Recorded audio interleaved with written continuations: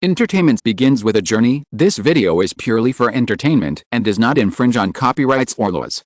The rights to the novel and image belong to the original author. We do not claim ownership. Don't like waiting and want to listen to this fanfic in full now? Subscribe to our Patreon, where you'll find the best fanfics. Chapter 1 Weekend is also a day for overtime. It was early morning. Today was the weekend. After a week of sitting in his office chair, he finally got to go out and relax. Yukai had made plans with friends last night for a fishing trip that afternoon. He had turned off his alarm and planned to sleep until he woke naturally, but he was still awakened by a shrill ring. Although he was drowsy, Yukai remembered it was the phone, not the alarm. So he picked it up. "Hello. Zio-yi? You sound half asleep. What's wrong? Have you finished retouching those wedding photos from the trip? The client needs them urgently." Photos. Yukai suddenly squeezed his eyes shut tightly, only opening them tearfully after the sour feeling faded. He slept too late last night. He checked the time. It was only a little after 7, too early for work. The photos haven't been retouched yet. Aren't they due on Tuesday? The client needs them urgently, so we'll rush it. Why don't you take a break today? I'll give you double the commission on these photos. You'll have plenty of time to rest later. Go ahead and get busy. Give me the photos by tonight. The person on the other end hung up. The person calling Yukai was Wang Rong, the owner of their studio. She must have pulled an all-nighter last night. Yukai relaxed in bed for 10 minutes before pulling back the covers and getting out of bed to wash. Yukai, 23, graduated from the design department of Sichuan Media College and currently works at a photography studio, primarily specializing in film and television post-production and graphic design. This wasn't his first job. He previously worked at a design firm for a year before quitting due to his boss's temper and joining this studio. 3 months after quitting, he regretted his decision. The most noticeable change was his salary, which had gone from over 10,000 yuan to 5,000 or 6,000 yuan a month. His work schedule had gone from a regular 9 o'clock to 5 o'clock with 2 days off to 1 day off, with his hours depending on the workload. Yesterday, Yukai worked 15 hours a day until he got home at midnight. After deducting basic living expenses and rent and car payments from his monthly salary, he couldn't save anything. He had thought his skills would quickly increase his commission, but 6 months later, his salary remained so low. He grabbed some milk and bread from the refrigerator, heated them up for breakfast, and then sat down at his computer. Today's overtime, compared to usual, was just a change of office location. I could work from home today. It sounded great, but it was just like being in the studio, with absolutely no room for rest. This set of photos consists of 12 pieces, and the commission is 20 yuan per piece, which doubles to 40 yuan per piece. If I finish it today, I'll make 480 yuan in 1 day, my biggest order this month. While opening Photoshop and getting ready, Yukai called a friend. "Monkey. Calling so early? I just got up." The person on the other end yawned. "I have something to do today, so I probably won't be able to go out this afternoon. Let's forget about the fishing." Another thing, a disgruntled voice came from the other end. "What's wrong with you? I asked you to have dinner tonight, but you're working overtime. You're working overtime singing, and now it's the weekend, and you're working overtime too? That's enough. I really am working overtime. A few $1,000s a month, and you're working overtime every day. What the hell?" Monkey hung up the phone indignantly. Yukai put his phone on the table, sighed, and ran his 3-day unwashed hair through his fingers, leaning back in his computer chair. Today, 6 of us had planned to go fishing and dining at a farmhouse in the countryside. One of the girls was single, and several friends had tried to bring them together several times, but they couldn't go for various reasons. He'd certainly wanted to get out and meet more people, but he had to make money. The sun rose and set, its rays streaming down from the balcony onto Yukai's face, then back through the kitchen windowsill until dusk fell, and another day passed. Yukai finished his last image, stretched his stiff fingers, and looked at his work. This was a photo of a man and a woman, taken on a trip, not to popular destinations like Sanaya or Hawaii, but to ordinary, affordable tourist spots. The photo showed many other photographers and women in wedding dresses, with plastic bottles and other objects floating on the lake. Just fixing these debris took Yukai 2 hours. Yukai transformed the white sky into night sky, with stars illuminating the bride's beautiful wedding dress, casting a faint glow. The sea breeze blew the hem of her dress, and the flowing fabric took up a small portion of the entire image. The backdrop was Sanaya at night, taken by the boss himself and Sanaya. After some Photoshop, the low-quality photos instantly became cover quality. Yukai rarely had to rework orders, they were always completed on the first try. Ignoring his boss's repeated urgings on WeChat, Yukai packed up the photos and sent them to him. He got up and went to the kitchen to prepare dinner. Passing the mirror, Yukai froze. His long untended hair was a mess, his skin dull and greasy, and his dark circles and eye bags were visible even from a distance. His long period of inactivity had left him in shape. A fat nerd? Even if Yukai had never considered himself handsome, he had been known as the most handsome guy in college. Should he quit this physically demanding job? The thought crossed Yukai's mind again a week later. Quitting was easy, but how would he make money after that? His monthly rent was $800, and his car loan was $3,200, totaling $4,000. His monthly salary was only around $5,000. Discover a new region, Huaxia, reward. 300,000 yuan, Chinese language reward. Discover a new map, Chengdu, reward. 30,000 yuan, Inspiration X5 within 5 days. A mechanical voice echoed through Yukai's mind, and 2 lines of text appeared in the upper right corner of his vision. What? Before he could react, his phone rang. He picked it up and saw a message from ICBC, card number ending in 5408 received a transfer of 330,000 yuan at 8:09 p.m. on the 18th, with a balance of 342,085.51 yuan. His first reaction was surprise. A golden finger? A fortuitous encounter? His second reaction was reality. I'm rich. Yukai stared at the message. He'd never had so much money on this card before, never more than 5 figures in fact. At most, it was only 70,000 or 80,000 yuan, all of which he'd used for a down payment on a car. A mixture of fear and excitement filled Yukai's mind, as he paced back and forth in the living room. He was terrified that this was all fake, that his true self had gone mad, and that everything he saw was an illusion. He even took advantage of the night to check the ICBC bank downstairs, rubbing his eyes and reading the numbers over and over again. He withdrew 10,000 yuan in cash and then added 100,000 yuan to his WeChat account. Naturally, Yukai spent the entire night awake, lost in his fantasy of wealth. I'm rich, I'm going to quit tomorrow. I've long wanted to quit this job. It's so different from my previous one. The atmosphere is better than before, but without a pay raise, it's all just talk.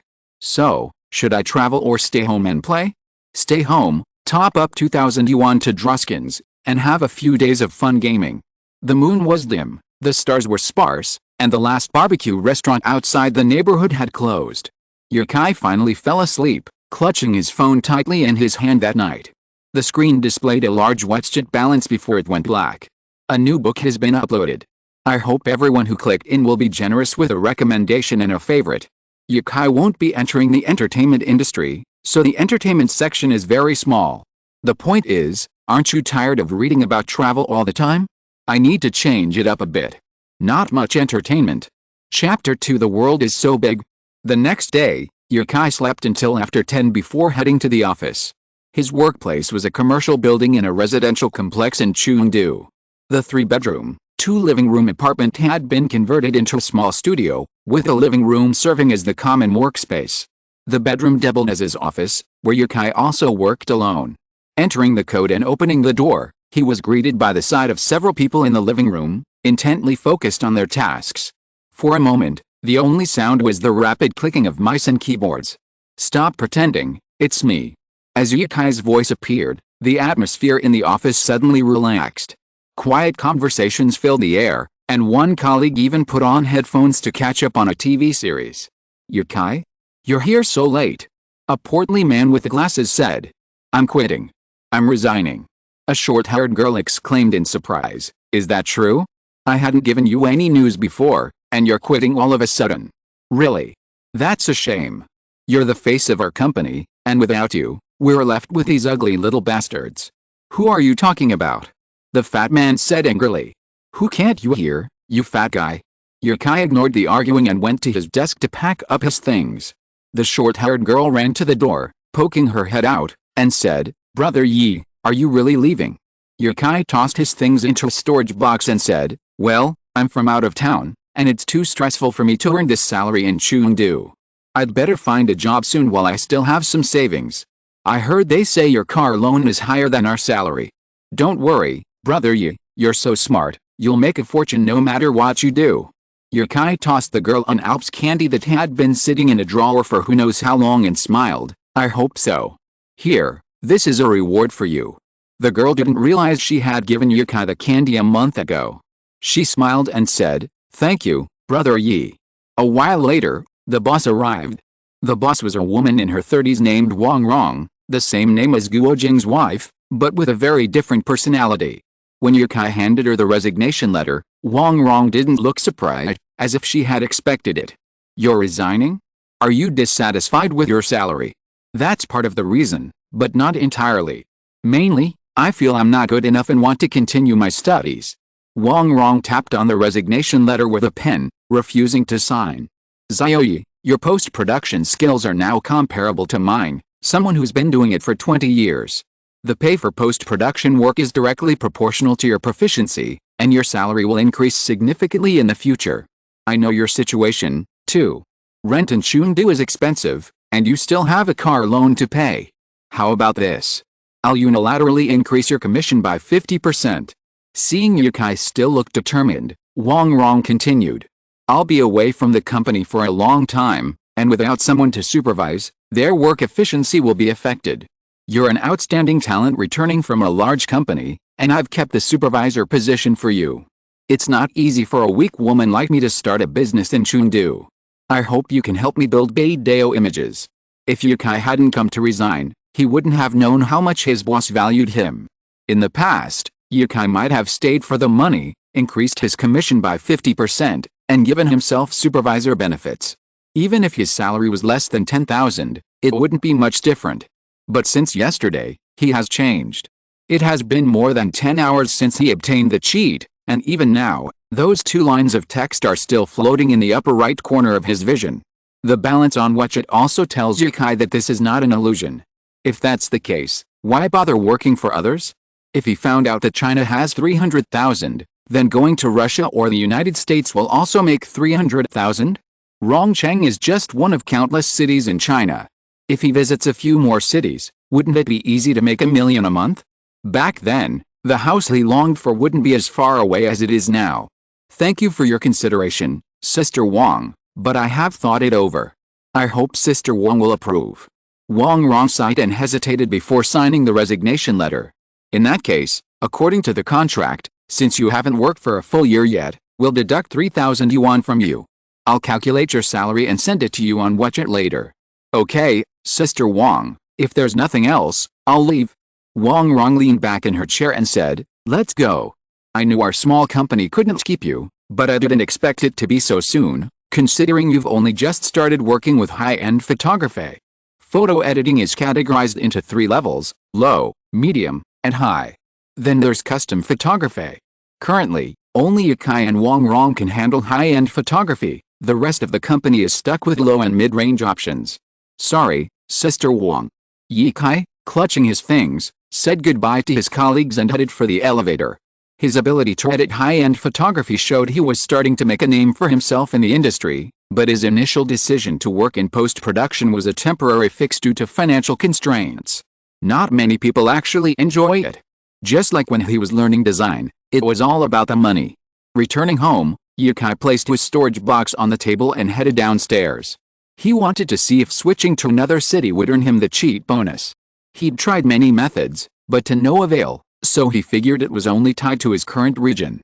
He was eager to test it out in another city. Kai's hometown was Xiancheng, not far from Rongcheng, but he'd just quit his job and had no clear career plans. Going home now would undoubtedly be met with questions from his parents. While he knew his parents were doing it for his own good, he simply hated being lectured. His goal was Maishan City. It was only an hour's drive from where he was, conveniently located on the highway. As the car entered Maishan, the sound he'd heard yesterday reappeared, and a subtitle popped up in his sight. New map discovered, Maishan, reward. 30,000 yuan, inspirations x5 within 5 days, second city discovered in the Huaxia region. Should I set Huaxia as my home region? Kai hadn't yet discovered the purpose of inspiration, But the new comments confirmed his idea was correct. The point was that switching to another city would net him 30,000 yuan. What did home region mean? Confirmed. The subtitles changed as the thought flashed through his mind. Confirm that the Huaxia region is your home region.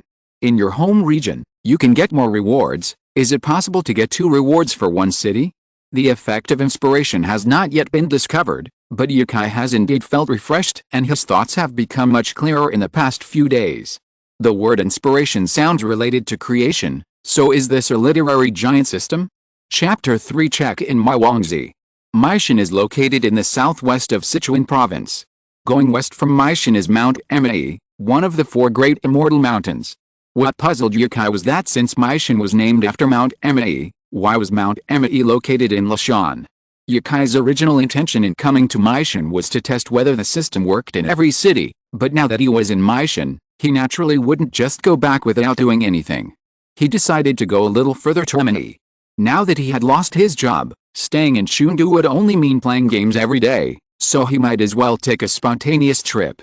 It was already 1 o'clock in the afternoon when he arrived in Maishan City, and he hadn't eaten lunch yet, so Yukai found a restaurant with a higher rating on Dianping and drove there according to the navigation.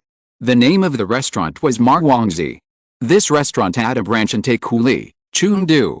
It was one of the more famous online celebrity restaurants in Chengdu, and the one in Maishan was the main store with a history of nearly 100 years.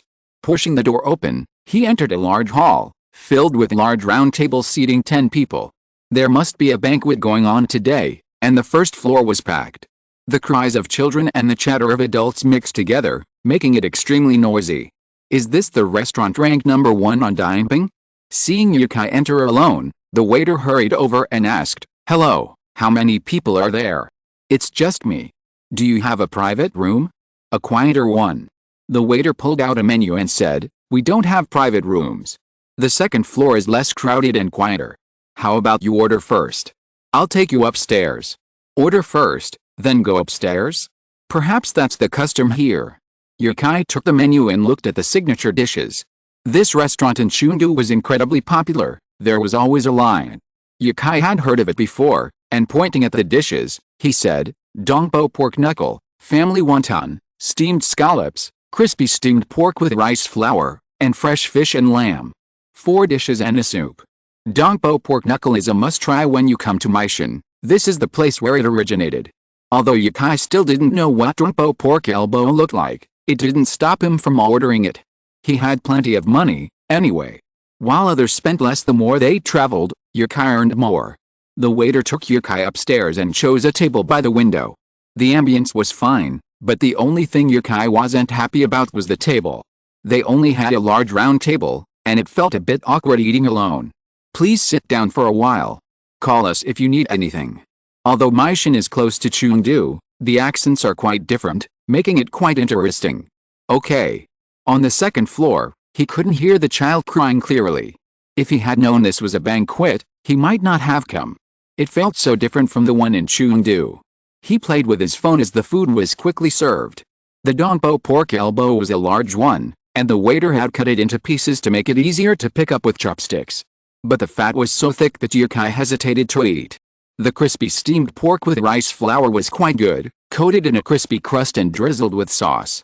The meat was fragrant and savory, while the crispy crust and sauce combined provided a rich flavor. The fish and mutton soup was a white, flavorful dish with fish and morels, though the portion was quite small, a bit larger than a typical rice bowl. Yukai ordered 2 refills for this meal, devouring every dish except the Dongpo pork elbow, and even that, he finished half, considering he never ate fatty meat. It had been ages since he'd had such a feast. Hot pot had been his main meal this year, and while the side dishes varied, it still had the essence of hot pot. The whole meal cost 270 yuan. He'd originally planned to drive to Mount Emei after dinner, but now he felt a bit queasy and stuffed, so he decided to head back to the car to rest. He opened WeChat and saw a flood of messages on his moments. Yukai chuckled. "Normally, you guys don't talk when I post updates, but you reply instantly when I post about food. You're a bunch of foodies. Having a nice meal? With whom? You're not working. Ma Wangzi's crispy steamed pork with rice flour, I love it. Brother, you're doing well. He was just replying to a message when Monkey called. Monkey's full name is Sun Xiang, and he was Yukai's college roommate. His dad was in real estate, a wealthy second generation. You're not working? Where are you having fun? I quit my job and I'm going to Amity Mountain for a stroll. Really quit? I told you to quit a long time ago. You work overtime all the time and you don't make much money. Wouldn't it be rude of me to go to Amity Mountain and not call you brother? Send me your location, I'll come find you now. What would I eat if I wasn't working before? He said it casually. I'll send you the location, come by yourself, I'm still in Maishan City, waiting for you. Okay. For people from Chengdu, a trip to Amity Mountain isn't really a trip. If you don't stop along the way, it takes 2 hours, and you can make 2 round trips a day. When Sun Xiang had nothing better to do, he loved going to tourist spots like these, picking up a couple of out-of-town girls who were visiting, hanging out for a day or two, and then sneaking back to Chengdu. What a complete scumbag. Yukai was listening to music in the car when, half asleep, he heard someone tapping on his window. Sun Xiang had arrived. He was the same age as Yukai, also 23. While not as handsome as Yukai, he had well-maintained skin, a fashionable hairstyle, and a face full of makeup. He looked just like those young handsome guys on TV. Why are you sleeping? Let's go. Yukai opened the car door and said, I'll take your car. I don't want to drive. Okay. Sun Xiang's car was parked behind them, just a few steps away. There was another girl in the car, a stranger. It seemed Sun Xiang had a new girlfriend. Yukai greeted her and got on the back seat. Why did you quit so suddenly? Sun Xiang asked as he got in. Didn't you keep telling me to quit? That's nice, Sun Xiang said with a laugh, feeling like he'd helped Yukai out of his quagmire. Sun Xiang was an outgoing and sociable person, and with him around, the atmosphere quickly warmed up. The girl in the passenger seat was Josihu, a sophomore at the Conservatory of Music. She was sweet-looking, with long hair. During their conversation, Yukai thought she was quite nice and that it was a shame for her to meet Sun Xiang. Discover a new map, Lashan, reward. 30,000 yuan, 5 inspirations within 5 days, they had arrived at Amity. Mount Amity is one of the 4 great Buddhist mountains, the others being Mount Wute, Mount Jiuhua, and Mount Puchuo. It is rumored to be the dojo of Samantabhadra Bodhisattva, and Amity is known as the most beautiful mountain in the world. Yukai was from Sichuan province, but had never been to Amity before. Sun Xiang parked his car in the parking lot. A short walk outside was the bus station, which offered direct buses to various scenic spots. Which attraction should we go to? Or how about taking the cable car? Sun Xiang asked. Josihu shook her head and asked Yukai, Brother Yi, this is your first time in Amity, too, right? Yes. How about we walk up? Josihu suggested. Yukai said he had no objection. He had gained a lot of weight this year, so there was no harm in exercising more. Besides, it was his first time here, so walking up would definitely give him a greater sense of accomplishment than taking a car. Sun Xiang was startled. Are you too serious about climbing from the foot of the mountain to the golden summit of Amity? No, listen to me since it's your first time here. We don't have enough time now. How about we stay at Wanyan Temple for one night and then go up the mountain from there tomorrow? Amity is not like other mountains. It's probably impossible to climb it in one day. Yukai looked at Josihu. The girl now looked very happy to be arranged, so he also said, okay, you arrange it. Chapter 4 Climbing Mount Amity. Yukai was still a novice when it came to traveling, completely unsure of what to prepare. No matter what he did, he knew he could avoid many detours with the guidance of an experienced guide. Wanyan Temple was one of Mount Amity's main attractions, housing Samantabhadra Bodhisattva. Inside, the temple walls were painted with flying apsaras, and numerous Buddha statues lined the perimeter. The 3 of them wandered around the temple for a while before finding a hotel to rest. The next day, around 9 o'clock, Yukai was awakened by Sun Xiang, who said, Yukai, wake up. I found a tour guide to keep you company. The tour guide, a young woman under 20, was likely quite talkative, as she kept talking the entire way, chatting with everyone or sharing stories about various attractions. Do you know how Mount Amity got its name? The tour guide asked. Sun Xiang had done his homework and said, it says in the Shui Jingzhu, notes on the classic of waterways, that under the clear autumn moon, 2 mountains stand facing each other like eyebrows.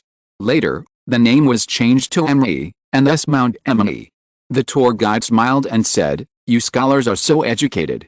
I didn't even know that existed." Josie, who suddenly shook Sun Shuang's arm and said, "Look! Monkeys." 3 monkeys were squatting on the nearby handrail, snatching food from the tourists ahead. Seeing the monkeys, more than a dozen people gathered around, holding up their phones like reporters. Yukai was among them. Wouldn't it be a waste of his trip if he didn't post something on WeChat Moments? The monkeys on Mount Emily impressed Yukai as fat, gluttonous, and always eating, and they had bad tempers. However, everyone was very tolerant of the monkeys, so no one got angry. The monkeys here used to be very well behaved, but now they're getting more irritable and aren't afraid of people anymore. That's normal. There are so many tourists visiting Mount Emily now. How can they be afraid if they see them every day? Besides, the monkeys don't have to find food in the mountains anymore. They can just wait along the road to Mount Emily, and there are always people lining up to feed them. By the way, there's something you need to be careful about, the tour guide said. There are monkeys on the road ahead. Don't try to take things out of your pockets, or they'll think you have food. Don't take things out of your backpack either. In short, don't let the monkeys mistake you for having food. Shortly after leaving the 3 monkeys, a monkey appeared ahead, robbing a middle-aged man's bag. The man had no choice but to drop it on the ground. The monkey happily began to rummage through the bag. Clearly they're robbing. Sun Xiang found it amusing. Josie, who tugged at his clothes, saying, "Hurry up. It's scary." Mount Emily reaches its highest point at over 3,000 meters, and the higher you go, the colder it gets. Fortunately, it wasn't autumn or winter, otherwise they'd be freezing without their coats. The tour guide pointed to the stream to the left and said, "This river splits into 2. One is the White Dragon Stream, and the other is the Black Dragon Stream. Legend has it that it was created by White Snake and Zhaoking." Josie, who asked, "Isn't the White Snake a legend from Huangzhou? How come there's one in Emily, too?" Yukai said, "White Snake was born in Qingchang Mountain, trained in Emily Mountain, and then traveled to Hangzhou to repay her savior. So that's how it is," Josie, who said. Sun Xiang tossed a stone into the stream and said, "There are tons of ancient legends like this. Just listen to them. Why bother about Hangzhou or Sichuan province?" The 4 young men were quite fast climbers, but their stamina was poor, and they needed to rest after a short walk. The only one who wasn't blushing or panting was the tour guide. The tour guide was a herbal farmer at the foot of the mountain. As a child, she'd often run up and down the mountain, so she was used to this kind of path. Sun Xiang whispered to Yukai, "This tour guide is pretty good. Last time, we met one who kept asking us to buy things. We ran out of time halfway through the journey, so she took us back down the mountain. Why don't you add her on WeChat and get to know her? She's pretty. If I hadn't brought my girlfriend with me, I'd have asked for her WeChat." Yukai rolled his eyes. "Josie, who is much better than all those women you've had. If you break up after just a few days, I'd look down on you. Don't blame me, I'm talking about you." The tour guide suddenly said, "Are you going to rest at Jianding? We need to hurry, or we won't get there." Yukai, rested enough, said, "Okay, let's go." The path twisted and turned, giving me a sense of dread, as if I'd reached the end of the road. But around the corner, there was light. The road was flanked by sheer cliffs, like a giant axe splitting a mountain in 2. Waterfalls roared, mountain birds chirped, and as the winding road wound along, Yukai finally understood what it meant to find a secluded path. The sky gradually darkened, and the number of tourists on the road gradually thinned. "Boss, you definitely won't make it to the Golden Summit today. How about we take the cable car?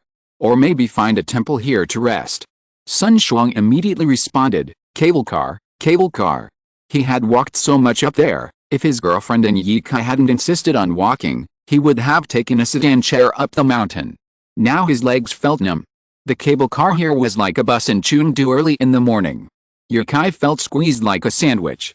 He protected the tour guide, while Sun Xiang protected Josihu, and they struggled forward. Fortunately, the cable car climbed quickly, and with a sea of clouds swirling around them, they reached the Golden Summit in just a few minutes. "We should have taken a cable car long ago," Sun Xiang panted. They had booked a hotel up there, and the tour guide was staying at a relative's house. Her mission was essentially over at the summit, and she wouldn't be needed tomorrow. After watching the sunrise, the 3 of them would take the cable car down the mountain. The three of them parted ways with a tour guide. Hotels at Jinding were very expensive. If they wanted to save, they could stay in the temple, but that was inconvenient. Sun Xiang was traveling with his girlfriend, and Yukai felt it would be difficult to meet up the next day, so they booked a hotel at Jinding together. The cheapest room cost 600 yuan, while the nicer ones were over 1,000. But the amenities were comparable to those of a city hotel around 200 yuan. It goes without saying that things in scenic areas are expensive. After putting their luggage away, the three of them went downstairs to eat. Food in Emission is relatively cheap, a few dishes only cost a little over 300 yuan. What are you going to do now that you've quit? Sun Xiang suddenly asked. Yukai didn't know. He thought for a moment, realizing that he could earn 30,000 yuan with each city he visited. So, he decided to travel widely first. Perhaps he'd figure it out as he traveled. I want to travel a lot first. Traveling everywhere, I envy you, Zhou Sihu said. Then how do you make money? Sun Xiang's question hit the nail on the head. Yukai couldn't just say it was all thanks to the system, could he? And he didn't even know where the money came from. I'm going to be a travel blogger? Yet, what about me being a travel photographer? Yukai suddenly became interested. This was the career that suited him best. He'd always been interested in photography since he started studying post-production, and he'd read books and watch videos about it whenever he had the time. You? Okay, good luck. Knowing you, you seem to adapt quickly to anything. Maybe you should give it a try. If that doesn't work out, you can help me. My old man still has tens of billions waiting for me to inherit. Chapter 5 Sunrise, Sea of Clouds, Buddha's Light. Back in his room, Yukai sat at his desk. He'd be traveling extensively, but he didn't feel grounded. After all, he wasn't sure if he could make money as a traveler. Although earning money wasn't a future concern since acquiring this unknown system, he still needed a proper career. Money wouldn't just fall from the sky. Yukai gazed out the window at the towering celestial mountains, recalling the legends the tour guide had told him. How about I write a book? Otherwise, wouldn't it be a waste of this five-fold increase in inspiration? His computer was in the car, and he only had a tablet with him. After taking a shower, Yukai lay in bed, holding the tablet, and slowly typed out the 5 words, Shushan Swordsman.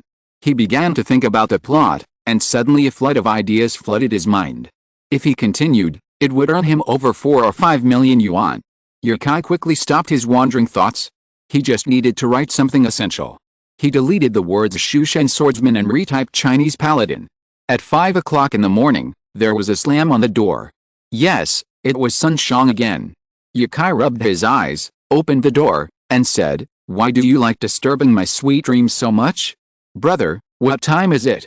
We're going to Golden Summit to watch the sunrise. Do you think you're home?" Yukai closed the door and said, "Wait for me in the restaurant. I'll be down after I change." 10 minutes later, Yukai found them in the restaurant. There were quite a few people there, all of them tourists heading out to watch the sunrise. Some had already finished eating and were leaving. Any later, the good seats would have been taken. "Hurry up, we're all done," Sun Xiang urged. Yukai also quickened his pace. Last night, he had been thinking about the plot and writing an outline. His ideas were flowing like a spring, and the outline was relatively easy to write. But the difficulty was that Yukai's knowledge of Taoist culture was limited, and he couldn't write with that kind of fairy-like writing. Ordinary stories were perfectly fine, and he had been a writer for a while at school. How could he write with that fairy-like quality? This question troubled him all night, keeping him awake. The sky was awash with stars, like tiny, white light bulbs hanging in the night sky. Beneath the night sky, a group of travelers silently journeyed forward. The temperature was only 16 degrees Celsius, and the wind made it feel even colder. Yukai pondered the plot while Sun Xiang, carrying the freezing Zhou Sihu, walked behind. After 20 minutes, they arrived at a platform on the Golden Summit, where dozens of people were already waiting. It's not often you get to see a sunrise, but today's weather is nice, so there's a good chance, someone said. After waiting for about half an hour, the sun finally peeked out a little. The nearby sky turned white, making the sea of clouds and mountains below more distinct. The people on the platform cheered, as if they had never seen the sun before. The sun gradually rose, illuminating the Buddha statue on the Golden Summit, a dazzling radiance. The Buddha's light, the sea of clouds, and the sunrise, 3 rare sights, were all revealed at once. "It's so beautiful," Josie, who excitedly jumped like a child, clinging to Sun Shuang's arm. Seeing this made Yukai's heart ache. Never mind. Now that I'm off work, I have plenty of time to find a girlfriend. It's been almost a year since he broke up with his ex, and he's almost used to living alone, but whenever he has some free time, he always feels like something's missing. Anyone who's experienced life in a relationship inevitably feels lonely when they're alone. Suddenly, a voice spoke. Higher than the 5 mountains, most beautiful in the 9 provinces, you visited Mount Emei and experienced the heritage of Confucianism, Buddhism, and Taoism. Now you have a deeper understanding of these 3 religions. You've acquired the skill of Chinese painting, you've acquired the skill of calligraphy, talent +1. Are there any rewards for visiting Mount Emei? Confucianism, Buddhism, and Taoism? Buddhism and Taoism are easier to understand. Mount Emei was also a sacred Taoist mountain before Buddhism spread eastward, but what does it have to do with Confucian scholars? I've never heard of any ancient academies here, have I? Never mind, it's a good thing after all. Painting and calligraphy. Now, the thought of painting and writing makes Yukai's mind swim like a fish, making him eager to express something. But there's no paper, let alone a pen. Slowly, the inspiration that had almost overflowed faded, and no matter how hard Yukai tried to recall it, he couldn't figure out what had just come to mind. Sun Shuang came over, slapped Yukai's arm, and yelled, "Holy crap, this view! Amazing!" Yukai stared at Sun Shuang, bewildered. "Are you stupid? What are you doing sitting here with such a beautiful view? Not taking pictures to post on WhatsApp moments?" he said, annoyed. "You know, girls these days just love seeing pictures of other people traveling. Believe it or not, I posted this on WhatsApp moments and dozens of girls immediately reached out to chat with me." Yukai looked behind him. Sun Shuang immediately understood and said, "That's why I met Sihu now. I'm telling you, when you meet someone you want to protect your whole life, don't hesitate to love them forever." Yukai suddenly stood up, covering his mouth. "Stop talking, I'm going to throw up." "What's wrong?" Josie asked. "I'm full. Inspiration can come at any time, but Yukai, feeling upset, for a moment put it out of his mind. He'd been feeling that way for the past few days, just not as intense. The knowledge the system presented to Yukai wasn't unexpected, he barely even felt it. As soon as he recalled it, it was as if a door had opened, revealing a neat array of illusions for him to choose from. It was as if he had already learned something. Thinking about the plot of Chinese Paladin now made much more sense. He stopped playing and went home to write. After watching the sunrise, the group had no regrets. They took the cable car down the mountain, reaching the base in just a few minutes.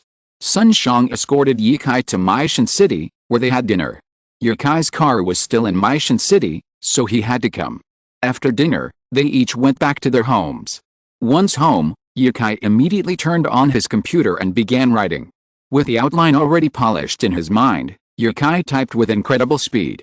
The story seemed to have already existed, simply revealed to the world through his own hands.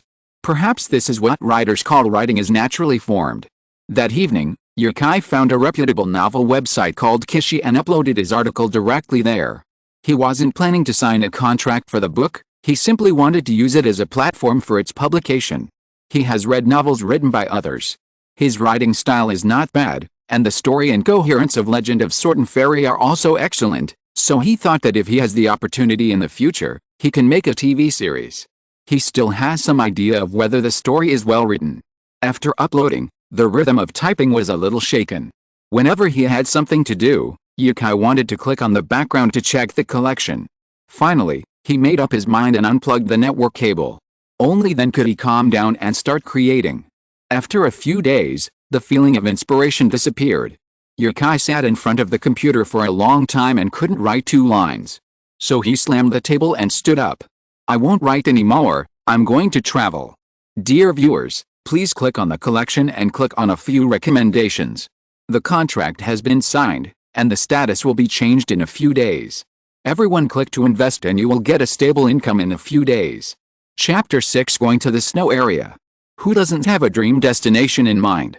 Some people swear they'll visit Hawaii once in their lifetime, but even a trip out of town has to factor in gas and tolls. Some say life isn't lived in vain without visiting a snowy region. So they prepare a travel guide and wait for a free moment. They wait for years, until they get married, have children, and no longer want to travel far. Yukai's goal this time was the snowy region. He had originally planned a road trip, but the system offered 5 days for each city he visited, which seemed a bit wasteful. He also wanted to experiment and see if flying over the cities would update the system's map. Although he had never been to a snowy region, he knew it was colder there than inland, so before going, he bought some warmer clothes, a Canon 5D DSLR camera, and other sundries. All in all, he spent over 50,000 yuan, with the camera equipment accounting for the lion's share. Yukai had never spent so lavishly before, but instead of feeling bad about it, he felt quite refreshed. He booked a flight to Linzhi, not LS. He planned to land there, then return to LS 5 days later, and return after 10 days of travel. He was typing away at a brisk clip now. With plenty of inspiration, 10 days would be more than enough to finish the Legend of Sword and Fairy. The next morning, Yukai's alarm woke him before 6. His flight was for 8:15, and the journey from his location to Shuanglia Airport took about 40 minutes. After showering and getting there, he arrived around 7. Arriving at the airport at least an hour early was crucial to catch a flight, as the process was complex. Sometimes, if the airport was overcrowded, even half an hour early wouldn't allow him to board the plane, so even 2 hours early wouldn't be considered early. Everything went smoothly. As soon as Yukai boarded the plane, he turned on airplane mode and watched a movie. 2 hours later, the plane landed at Linzhi's Milan Airport. Discover a new map, Linzhi, and receive a 30,000 yuan reward, 5 inspirations within 5 days, staying away from the ground. The system won't recognize you've refreshed the map, it will only refresh when you land or drive by. Upon arriving in Linzhi, he had 30,000 yuan, his DSLR money back. After picking up his backpack from the baggage area, Yukai took the airport shuttle to the city center, namely Bai in Ningxi. Although both are snow-covered areas, Ningxi's tourism development is far less developed than its neighbor LS. Its only notable attractions are the Peach Blossom Festival and the Arlungzangbo Grand Canyon. However, travel doesn't necessarily require sightseeing. Compared to LS, Ningxi, with its more Tibetan lifestyle, is more attractive to Yukai. The city's altitude is relatively low, only around 2,900 meters, so altitude sickness is not obvious. However, Yukai still felt breathless after walking for a while with his backpack on his back. There are not many buses here, but taxis are still everywhere. Yukai stopped one, got in and said, "Driver, a better hotel." "Okay." The driver spoke with a Sichuan accent. He was actually from Sichuan. Yukai Feng put down his bag and started talking to him, asking, "Master, are there many people from Sichuan province here?" "Yes, quite a lot. Most of the shops in the city are owned by people from Sichuan province, with a few from other places. Few of our genuine Tibetan compatriots own shops. They have land, and anything they do can make them more profitable than a shop. Indeed, I heard a yak could fetch 20,000 to 30,000 yuan, and they raise them in large groups. The buildings in the snowy region differ from those in the mainland. They are very low, and they favor the color red. The sky here is also very low, a deep blue, a color Yukai only sees in photoshopped images. He once thought the photos he saw of the snowy region were photoshopped to look that way, but he never expected the skies there to be like this. Although they were in the city, no matter which direction you looked, the snow-capped mountains were always the farthest thing from your view. The hotel the driver found for Yukai was right in the city center. To the left was the Niliang River, and to the right was a forest park with a natural history museum. Yukai paid for the taxi, checked into his room, and headed downstairs. Hungry, he needed to find a place to eat. Sichuan province's large population does have its advantages, plenty of Sichuan restaurants. While the prices are half as high as inland, the food is almost identical to authentic Sichuan restaurants in Sichuan. There's a supermarket right below the hotel, and thinking about tomorrow's itinerary, Yukai stocked up on groceries. He carried them back to his room, opened his notebook, and began typing.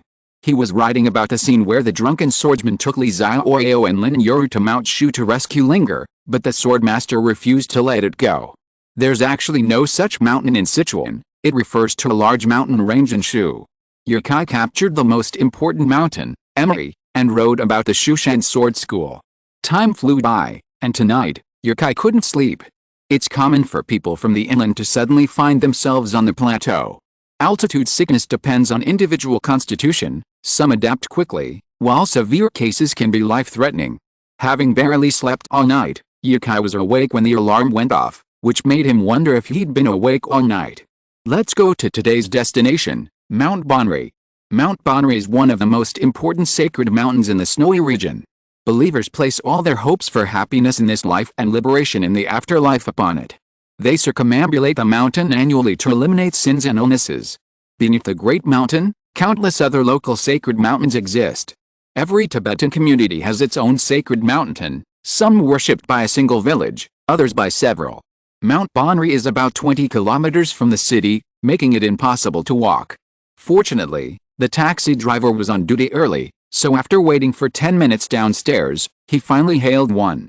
He was also from Sichuan province, and according to the driver, only taxi drivers from other places would work so early. After leaving the city, we drove directly onto the highway. Highways in the snowy region are quite interesting. They're toll-free, but traffic rules remain the same as in mainland China. After all, parking on the highway without permission can easily lead to accidents. Passing a service area, he thought the driver was going to refuel, but the driver unexpectedly stopped the car at the service area and said to Yukai, "Get out. I'll take you there." "Are we there yet? Do you see that mountain?" The driver pointed in the distance, but it was too dark to see anything but a black mass. Yukai fiddled with his camera for a while, finally getting a clearer view. The mountain was enormous, and they were only able to see a small portion of it at the base. "Yes, that's the sacred mountain. Let's go. There's a gate behind us. After passing through it, we'll reach the base of Benri Sacred Mountain. There's no entrance fee for this road," the driver urged, rubbing his hands. The weather in the snowy region is hot during the day and cold at night. Although it's not autumn yet, the temperature can drop below 10 degrees Celsius at night, and some mountain rivers can even freeze over. Chapter 7 Benri Sacred Mountain. Wearing his newly bought down jacket, Yukai didn't feel the cold. Seeing the driver's expression, he didn't bother taking pictures. He followed him to the back of the service area, where there was a small iron gate. Once it opened, a path opened. "Go up this road and you'll reach the main road to Benri Sacred Mountain. Lots of people are circumambulating the mountain." "I'll go first, I'm freezing," the driver said, and ran towards the car. Yukai smiled kindly. The car's heater was on full blast, so the driver wasn't wearing much, just a sweater. Yukai closed the iron gate he had opened earlier and then followed the path up the mountain. This mountain road had only one lane, so there was no need to worry about going the wrong way. But after walking for a while and not seeing the main road, Yukai couldn't help but pull out his phone to check the map. His location was a long way from the marked Benri Sacred Mountain. Have I been ripped off? Yukai felt a little uneasy. Suddenly, he heard rustling sounds and whispers up ahead. Pushing aside the reeds blocking the road, a vast field of prayer flags came into view.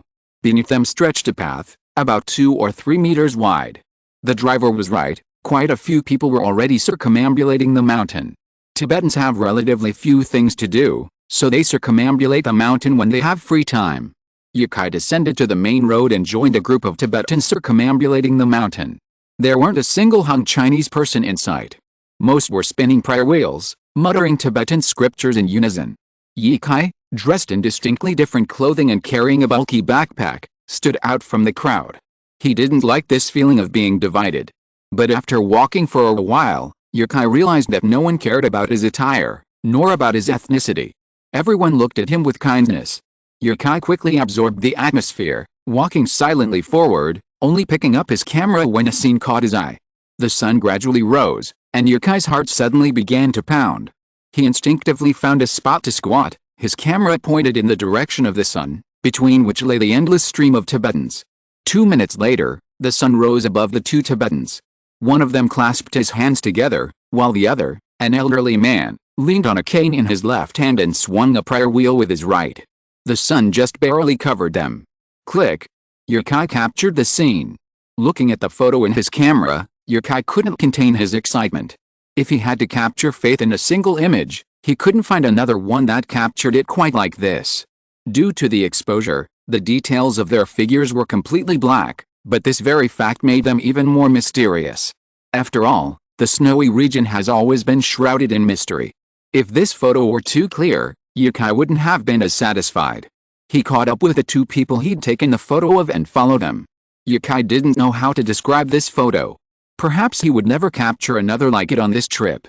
It wasn't about people or scenery, it was just about devotion and faith.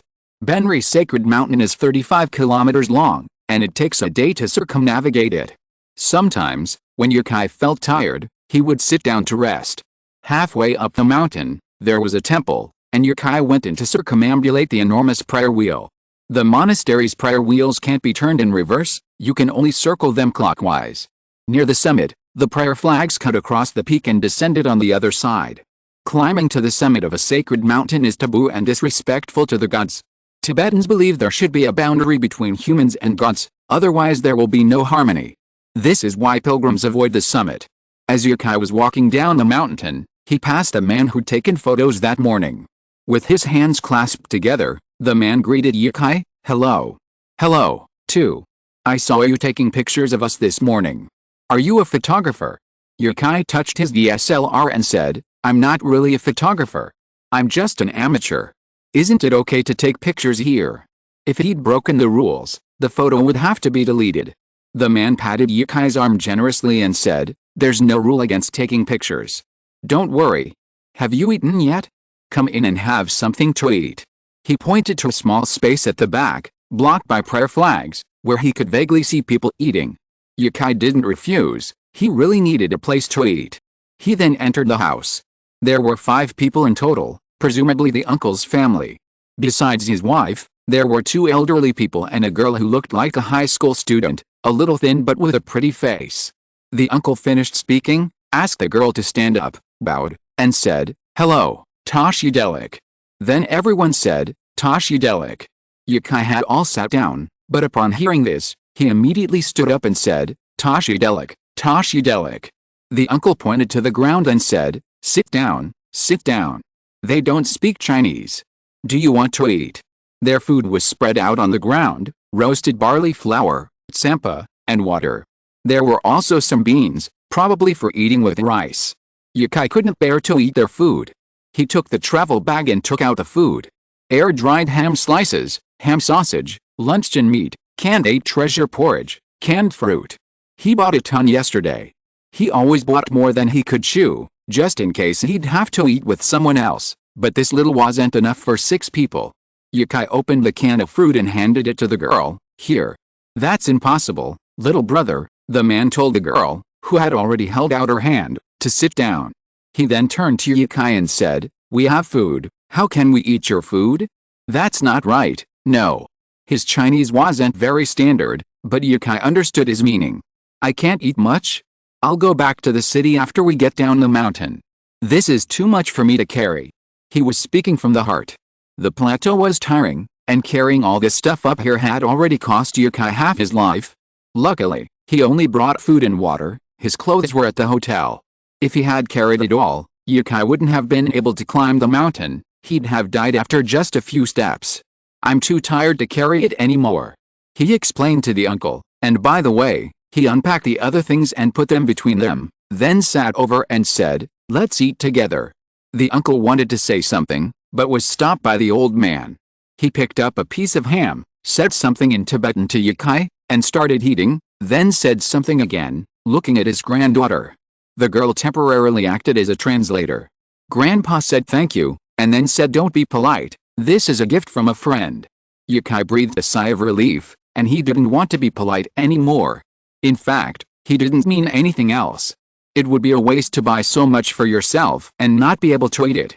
Lend me some recommendations, and you don't have to pay it back. Why do others have so many comments after posting a few thousand words, but I have been posting for a few days and no one has said anything? If you're listening to this novel on a channel other than Fanfic World, it means they downloaded and uploaded it without effort. We cordially invite you to visit our channel, Mundo Fanfic Novelis. There you'll find the original version of this story and you can explore many other novels of various genres. We're waiting for you to immerse yourself in a world of incredible novels. Chapter 8. Hey, buddy. They spoke Tibetan, which Yukai couldn't understand, so he approached the young woman next to him and asked, "You speak Mandarin so well. Did you learn it from your father?" She laughed for a moment and said, "My father and I learned it." "What's your name?" "Yikai, Yi for leaf, Kai for open." "What's yours?" "My name is Zuoma." Yukai didn't know what Zuoma meant in Tibetan, as it seemed many Tibetans were named Zuoma. Hello, Zuoma. After finishing their meal, the old man invited Yukai to walk with him, and Yukai happily agreed. Despite the old man's limited mobility, they walked much faster than Yukai, keeping pace. After taking pictures, Yukai had to run back to find them. Benri's Sacred Mountain isn't the most beautiful attraction in Nyanchi, but it's definitely the best viewpoint, a paradise for countless photographers. The ascent took 5 hours, but the descent only 3. After descending Benri's Sacred Mountain, it reached the famous National Highway 318. Yukai stood by the roadside waiting for a bus while Zuoma and her family walked home. You circumambulated the sacred mountain with the believers, and your body and mind have been elevated. You are now healthier, you have completed a circumambulation of the sacred mountain, and your understanding of the snowy region has been enhanced. Talent +1, what exactly is this talent? Before leaving, Zuoma handed over a green bracelet. It's for you, my friend. It's too valuable. I can't accept it, Yukai refused. He didn't know the bracelet's value, but it was a shame to accept a gift for no reason. Zuoma smiled and said, "Oh, take it. You just treated us to food." "No, take it back." Zuoma said, "We Tibetans don't play along. If I say I'm giving it to you, I mean it. Take it. It's not a valuable gift." Even with that, Yukai didn't know how to refuse. He didn't know if accepting gifts from Tibetans was mandatory, and he was afraid of violating some taboo when visiting a minority group. He accepted the bracelet anyway. Zuoma smiled at Yukai and turned to leave. Life is a journey, and so is circumambulating the mountain. The journey is full of unforgettable experiences, but that's the nature of travel. Whether you're willing to let go or not, they'll eventually part ways. The bracelet was quite long, and Yukai wrapped it around his right arm 3 times before finally securing it securely.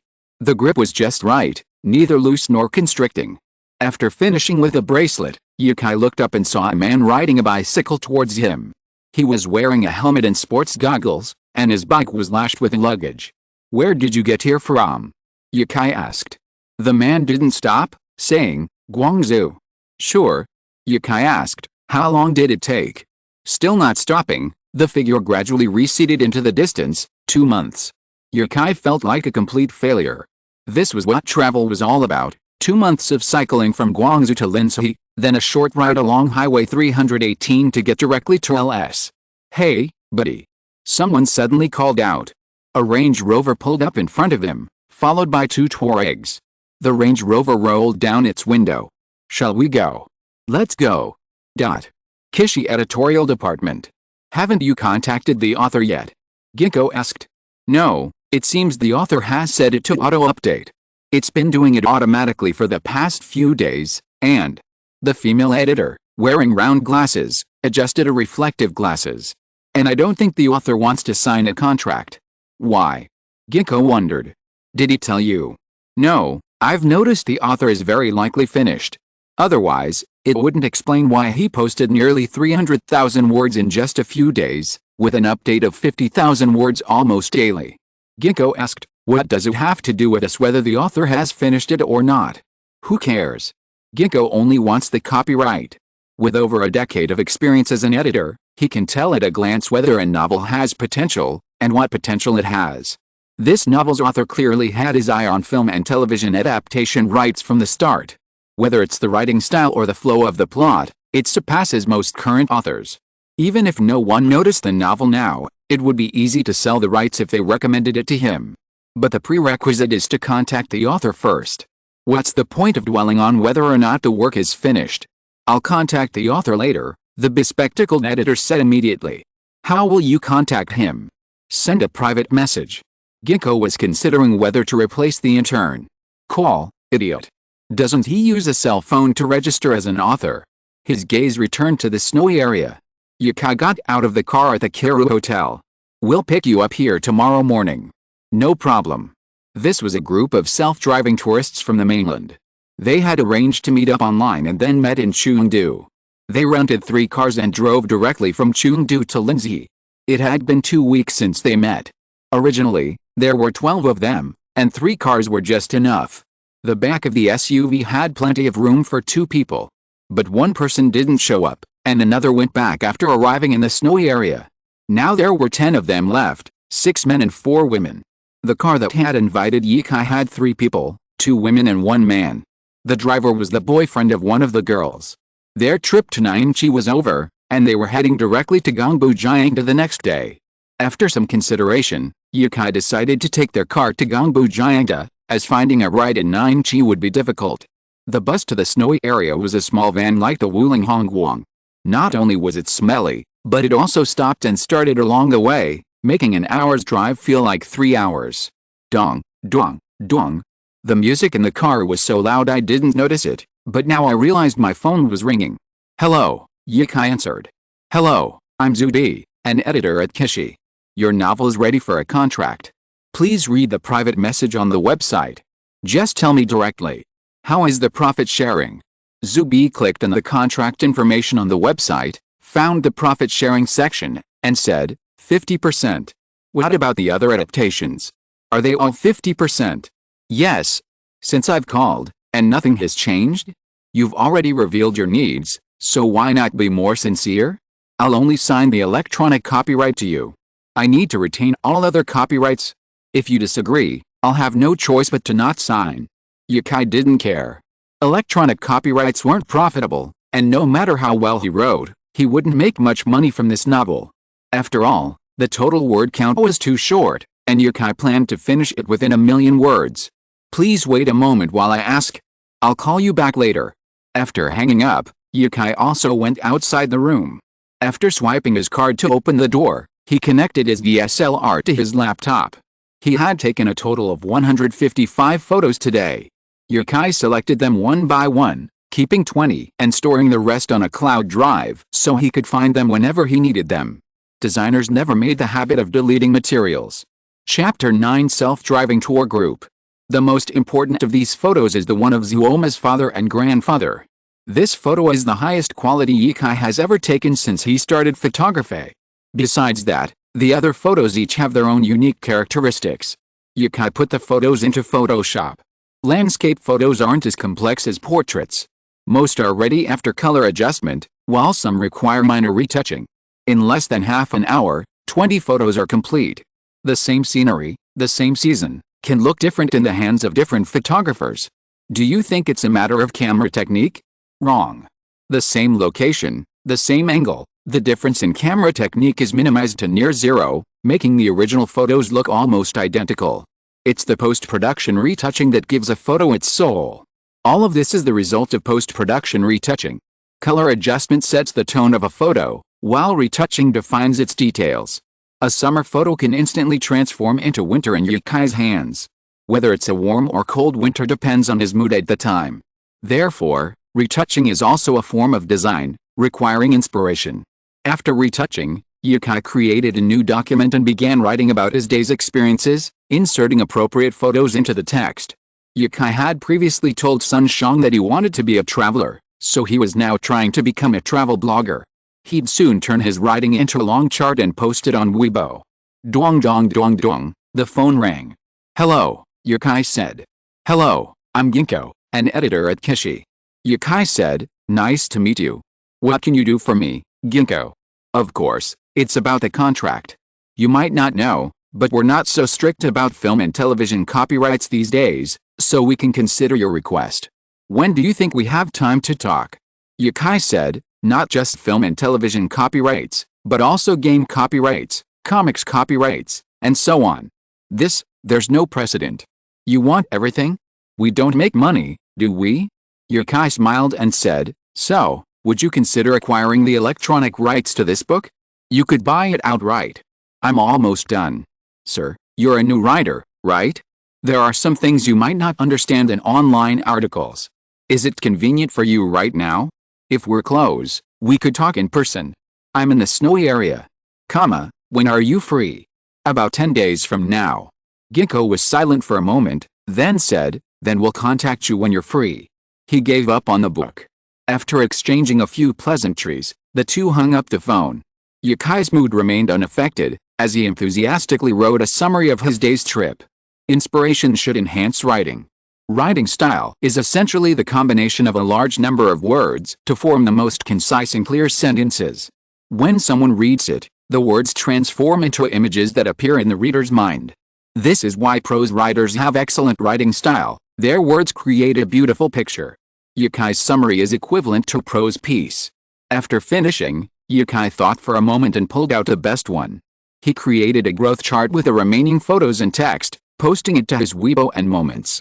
Why a growth chart?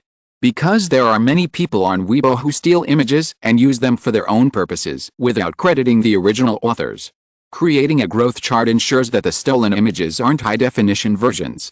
The remaining image wasn't something Yukai wanted to keep for himself, but rather to enter into a photography competition. The next competition was in November, 2 months away, and he had to ensure the image didn't get circulated. As a new photographer, was it easy? After ordering takeout, Yukai lay in bed, scrolling through Weibo. Follower +1, then another, then +3. How interesting. The next morning, Yukai checked out of his hotel after receiving a call and waited by the roadside. 3 cars quickly arrived, and Yukai got in the same Range Rover. After getting in the car, the man behind the wheel picked up the intercom and said, "Our new friend's on board. Let's go now, destination's Hongsha." Go. Go. Isn't that Gongbu Jiangda? Yukai asked.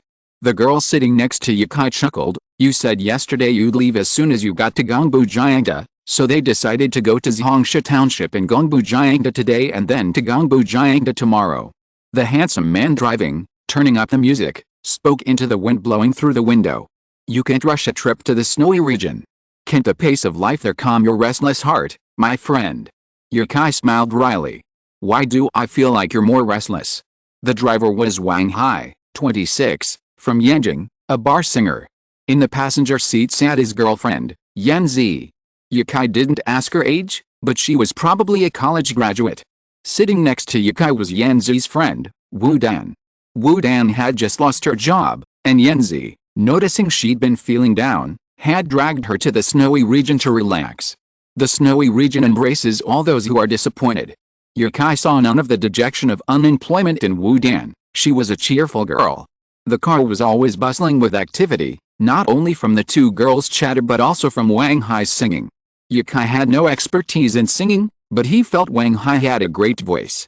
He claimed to be a professionally trained singer, and all he needed to become famous was an opportunity. But he wasn't the only one waiting for his chance. There were countless wandering singers.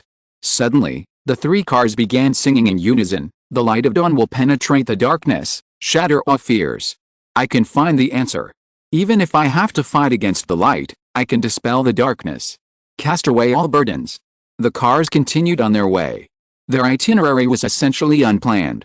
The night before, they'd looked at a map on their phone and saw a village with a nice name. So, they decided to go there the next day. Just like Yukai's trip to the sacred mountain of Benri, the popular attractions aren't always the best. Sometimes, the most beautiful scenery can be found in places you stumble upon by chance. On the way, Wang Hai and Yukai recounted their experience 2 days earlier in a village where villagers had set up a roadblock and refused to let them pass. They insisted it was a scenic spot and that a fee was required to pass. The road was narrow, and they couldn't turn back. If they didn't pay, they threatened to smash their cars, which infuriated Wang Hai so much that he nearly rammed the roadblock.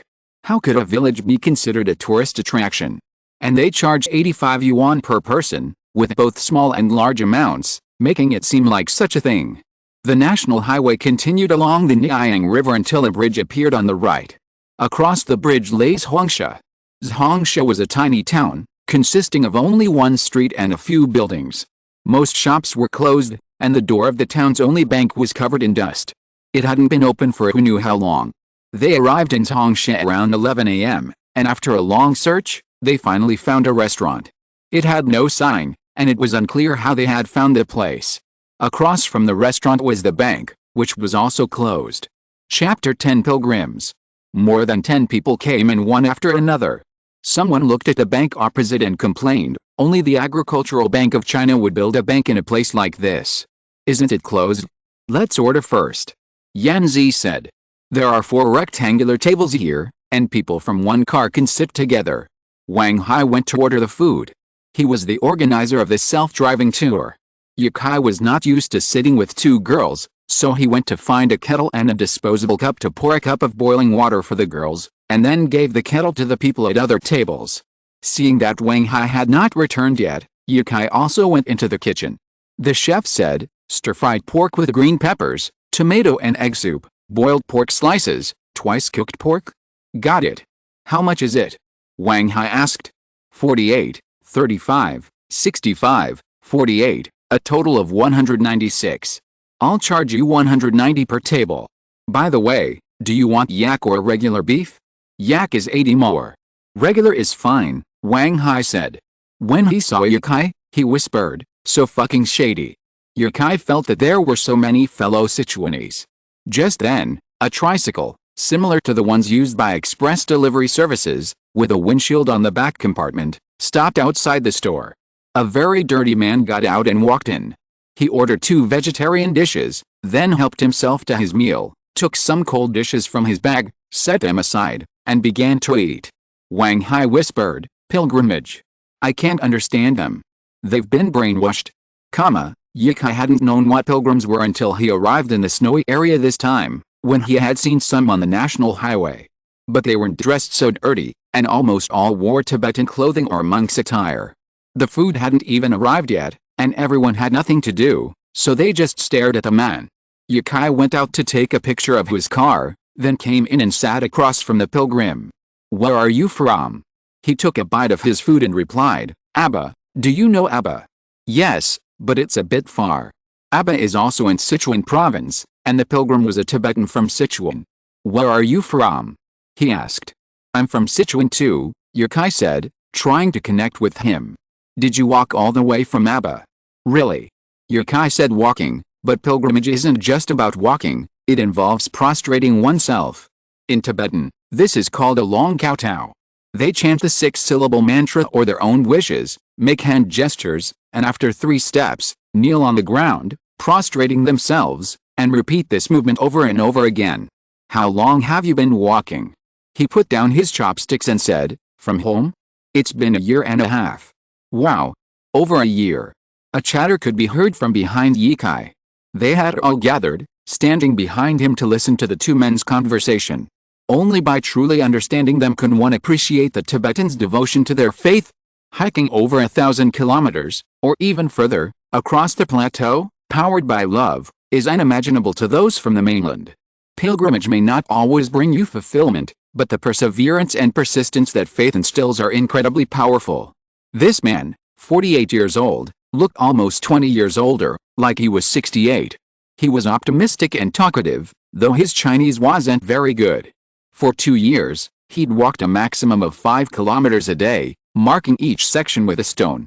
He'd then return, drive his car to the marked spot, and continue his pilgrimage. His car was filled with everything he needed: water, gas canisters, pressure cooker, rice, flour, raincoat, blanket, tent. Everyone was stunned and wanted to offer the old man something to eat, but no one asked. The meal was quiet, and only after the old man drove off in his car did the atmosphere begin to pick up more activity. Dabing, holding a map, said to Wang Hai, "Let's go into the mountains this afternoon. I just asked my boss, and there's a road back here where Tibetans dig for cordyceps and matsutake mushrooms. Maybe we can even find some." Dabing wanted to be a fitness trainer for pilots, but he hadn't had any students in a while, so he took a long vacation to come to the snowy area and breathe the smog-free air. "Is there any accommodation in the mountains? It's a bit cold to stay in a tent this weather," Wang Hai asked. "I asked, and the Tibetans have built houses there. We'll see if we can stay there. Besides, we have tents, so what's there to worry about?" Wang Hai went to ask his boss again, then came back to tell everyone about the afternoon's itinerary. Ye Kai looked at the place he pointed to, just a place name, a mountain name, but no road leading to it. Today's navigation systems are connected to the national highway system. If there's no road on the map, there's certainly no road in the real world. "How do we get there?" "Driving," Wang Hai said. "Forget this crap navigation. I circled around Yazhou a few times before finally getting out. Trusting it, I drove straight into the ditch. The locals said there's a road. If that doesn't work, we can just come back." Ye Kai didn't want to go. There were no villages around the spot on the map, but since everyone had come there together, It would be embarrassing to leave halfway. There was no signal in the snowy mountains, and he had a satellite phone in his backpack, so he could call for help if anything happened. So, let's just go. After everyone finished their meal and got in the car, another wolf howl erupted. From Zhongsha, the road was no longer paved, but a dirt road. Even cars with a lower chassis couldn't get in. Luckily, these 3 vehicles were off-roaders. That's awesome. If you don't drive off-road on roads like this, you've wasted your time, I tell you, Wang Hai said. Yukai silently fastened his seatbelt and stared out the window. To the right was a Tibetan pasture, a vast expanse. Yukai had never been to a rural area, so he had no idea how many acres it was. After 10 minutes of driving, he still hadn't seen the end of the fence.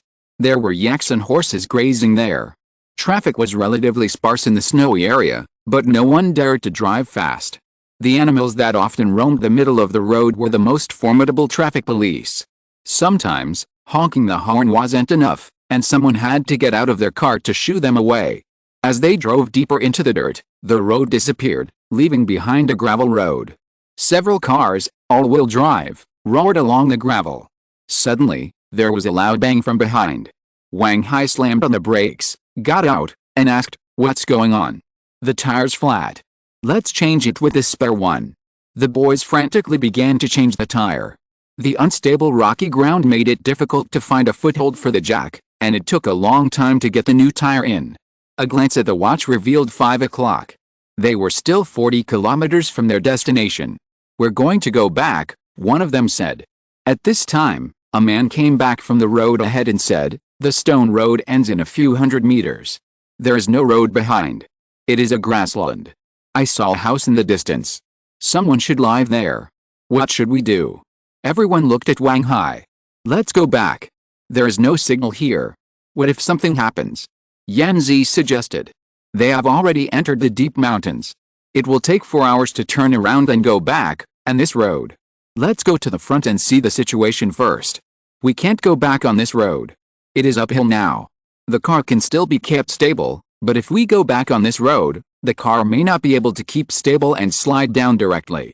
Yukai got out of the car with his bag on his back and said, "Let's not take the car for now.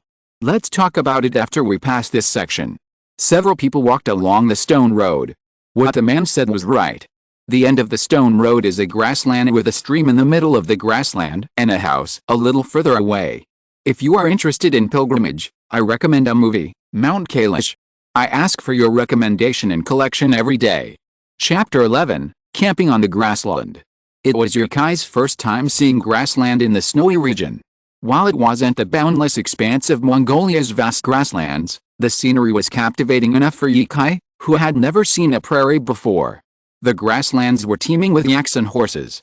In the distance, towering mountains, their peaks capped with snow and shimmering with white clouds. When the car arrived, everyone got in. Wang Hai frowned, his thoughts etched in his mind, and said, "Let's go check out the house over there." "Not going back?" Yanzi asked. "Let's go check it out first," Wang Hai replied. The river wasn't very wide, only 3 or 4 meters at its widest point. The cars found a shallow spot, crossed the river, and soon stopped in front of the house. The house was small, with a yard and a herd of adorable black Tibetan pigs. Hearing a noise outside, a child ran out and then ran back in. A moment later, a man in a blue cotton jacket emerged. He spoke a few words in Tibetan, and everyone stared at each other. A man named Zhang Wei gestured forward and said, "We accidentally got here, and it's hard to get back at night. Can we stay for the night?" It was obvious that the house was only big enough for 1 or 2 people. The Tibetan man, not understanding Zhang Wei's meaning, went inside and pulled out a bag of tsampa and a water bottle, handing them to Zhang Wei, assuming they were asking for food. "Forget it, this house is inhabitable. We'll just stay here in a tent for the night," Wang Hai said. "Why stay here? It won't take long to get back," Wu Dan asked. Wang Hai pointed to Tuareg and said, "Zhang Wei's car didn't have any gas yesterday, so it's low now. Let's fill it up after dinner. It should be late by then, and it's not easy to travel at night." The sun had already set, and dark would soon fall. Normally, they would be on their way back. After the most dangerous section, the dirt road behind was still easy to navigate. But with this kind of situation, there was nothing they could do. Wang Hai went up to talk to the Tibetans. Ye Kai, who had been outside taking a few photos, returned. Seeing Wang Hai gesturing, he asked Yanzi, "What's going on? Aren't you going back? One of our cars ran out of gas, and we are staying here tonight." Brother Hai went up to ask if we could pitch a tent outside. Ye Kai turned around and saw Zhang Wei holding a kettle. He immediately said, "Hey, you can't drink their water. Aren't there plenty of mineral water? You? I wanted some hot water. What's wrong? Can't drink it." Ye Kai took the kettle and said, "Yeah, it'll give you diarrhea. You can't eat tsampa either. It's true that tsampa is forbidden. Tourists come from the plains, and their eating habits differ greatly from those of Tibetans. Many people get diarrhea after eating tsampa, but boiled water is fine. It's just that boiling a kettle of water is a hassle for Tibetans, and now there's mineral water on the bus, so don't drink their boiled water." Ye Kai walked over with tsampa and a water bottle and said to Wang Hai, "Let me tell you." After walking around the sacred mountain of Benri, the system gave Ye Kai some information about the snowy region, some of which was in Tibetan. "Uncle, we're tourists from the mainland, and it's inconvenient to go back now. Could we camp out here in the grassland for the night? By the way, we don't need food, but there's food in the car." Finally finding someone who could speak Tibetan, the uncle spoke a long speech, of which Ye Kai only understood part. He was only a rough fluent speaker, not a complete master, and had difficulty understanding some of the complex vocabulary. "That's amazing, you can speak Tibetan," Wang Hai said happily. Ye Kai calmed Wang Hai and said, "Please speak slower. My Tibetan isn't very good. We can stay outside." "It's okay," he said. Their door was covered with a thick cloth. Ye Kai saw the curtain being pulled back a little, and several people were watching from behind. Ye Kai smiled at them. Continuing to chat with the uncle, the door curtain was pulled aside, and a thin man with a gray hat came out with a basin and walked towards the place where the Tibetan pigs were fed. The uncle said that it was very cold outside at night, and they had 2 extra quilts if needed. Ye Kai thought it was not enough, so he refused and did not take it. This group of people had only known each other for half a month, so they could share more, but not less. Dobing took out a gas tank and a pressure cooker from his car. A girl took some sausages and put them in the pressure cooker with rice. It was definitely not enough for 10 people, and it would take 2 or 3 times to cook. Wang Hai asked Ye Kai to ask if he could borrow the uncle's kitchen. "Don't you see the smoke? They are cooking too." Wang Hai looked at the smoke in the sky, clicked his tongue, and said, "Forget it." The rest of the people started to refuel the car. The oil was filled in a white bucket. A little child ran up to Ye Kai and said, "Brother, brother." He didn't even call him uncle. "How nice." Ye Kai squatted down and asked, "What's up, kid? Dad asked you to come in and talk." He took Ye Kai's hand and forcefully led him toward the room. Ye Kai turned around and said to everyone, "That guy just asked me to come in and chat? I'll go in for a while." As Ye Kai disappeared through the doorway, someone said, "They asked him to come in for dinner. Maybe. He speaks Tibetan, after all. Have your meal. But I don't think you need to prepare his." Yanzi nudged Wu Dan's arm. "What for?" Wu Dan asked. Yanzi winked and said, "I told you to act sooner. Look, they've already got Ye Kai in the room. Who knows if they're planning on taking him in as their son-in-law. What are you thinking?" Wu Dan said. Tisk, tisk, you said there was a handsome guy and asked you if we wanted to take him with us. Who would believe you if you said you had no plans? I heard his camera is worth tens of thousands. He might be a wealthy second-generation kid. Wang Hai also came over and said, "This family is also very wealthy. They're breeders. Look at all the cattle and horses here. They're at least millionaires." Inside the room. After the sun went down, the temperature dropped rapidly. Although the tent being set up outside had electric heaters, it was far less warm than inside the house. When Ye Kai walked in and saw the lights on, he asked, "Do you have electric wires here?" The uncle said, "There weren't any in the past few years. The government brought them in last year. It's indeed much more convenient. Come sit down and chat." The room was rather simple, with whips, saddles and other herding supplies placed on it. There were many animal furs hanging on the walls, and the floor was cement, so it looked like they didn't need to take off their shoes. There was a larger room to the right of the room, which should be the dining room. There were several dishes on the table, and a bowl of barley wine in front of them. "Come sit down, but we don't sit on benches when we eat here, and I don't know if you can get used to it." The child ran to the seat first and sat cross-legged, and Yukai followed his example and sat cross-legged next to him. Come, let me toast you first. My name is Jason. What's your name, little brother? Yukai raised his glass and said, My name is Yukai. The wine was slightly beige, somewhat similar to the rice wine from the mainland, but it tasted much stronger than rice wine, with an indescribable flavor. After drinking it in one gulp, it felt as if all 7 orifices were opened, and hot steam came out. Jason introduced, This is my wife, and those are my 2 sons. The 2 children were twins, about 5 or 6 years old, and very cute. Hearing this, they shouted obediently, Hello, brother. Chapter 12 Collector's Dinner. Yukai loved children who called him brother. He hadn't heard anyone call him brother in ages, everyone called him uncle, even though he was old enough to be called that. But who wouldn't want to feel younger? Jason continued, I have a daughter, 20 years old. She's cooking noodles for your friends. Come over later. The 2 chatted until someone soon returned. It was the one Yukai had mistaken for a man.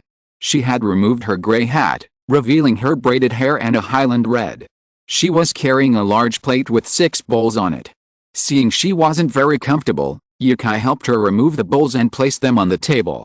After she had divided the bowls, she sat down at the table.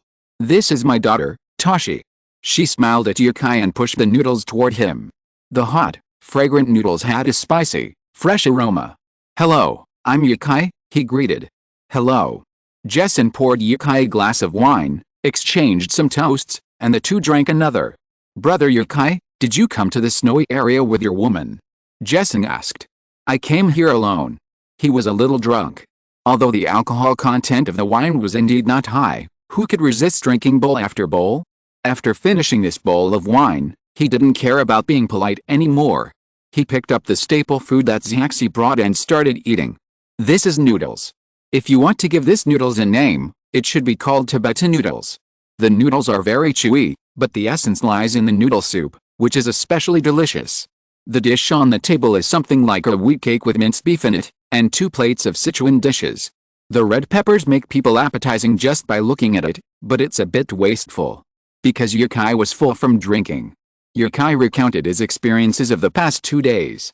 Uncle Jason raised his bowl again and said, After circumambulating the sacred mountain of Benri, you are now a friend of our Tibetan people. I offer you a toast. Yukai's tongue choked. I can't drink any more. I have something to do later. Okay, we have a spare room at home. You can stay here tonight. Yukai didn't want to burden them, but he still had to write and take photos, and a tent wouldn't be convenient, so he settled in at Jason's house. Yukai, Yukai. Yanzi's voice came from the window. I'm here, Yukai replied. Come out for a moment. Wu Dan called out, Would you like me to set up the tent? Have you eaten yet? Yukai left. I've eaten. I have work to do tonight, so I'll probably rest at their house. I think there's a room available. Yanzi nodded and handed a stack of bowls to Yukai. Please return the bowls to them and tell them they're delicious. Be careful not to drink too much. We won't wait for you if you don't get up tomorrow. After leaving, the breeze sobered him up a bit and he said, Don't worry. He returned to the house and sat down. Toshi brought a bowl of steaming milk to Yukai and said, Drink some. I'll send some to your friends. Thank you.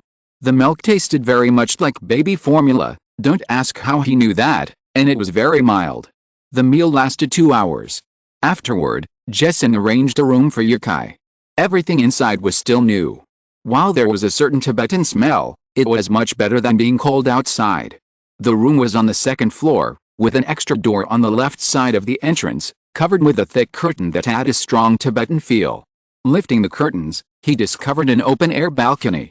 A sky filled with brilliant stars seemed almost before his eyes. You'll never see a starry sky like this anywhere else in mainland China.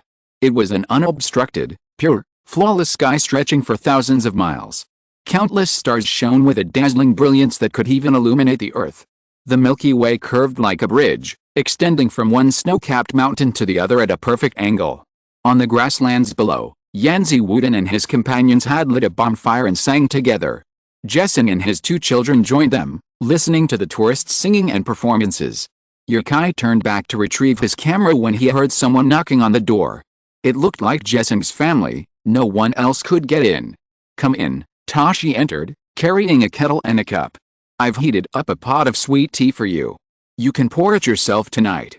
She placed a kettle under the table, looked up, and saw Yukai, her smile breaking into another smile. Tibetan girls seem to love to laugh, each one more beautiful than the other. Your name is Huoma. Huh?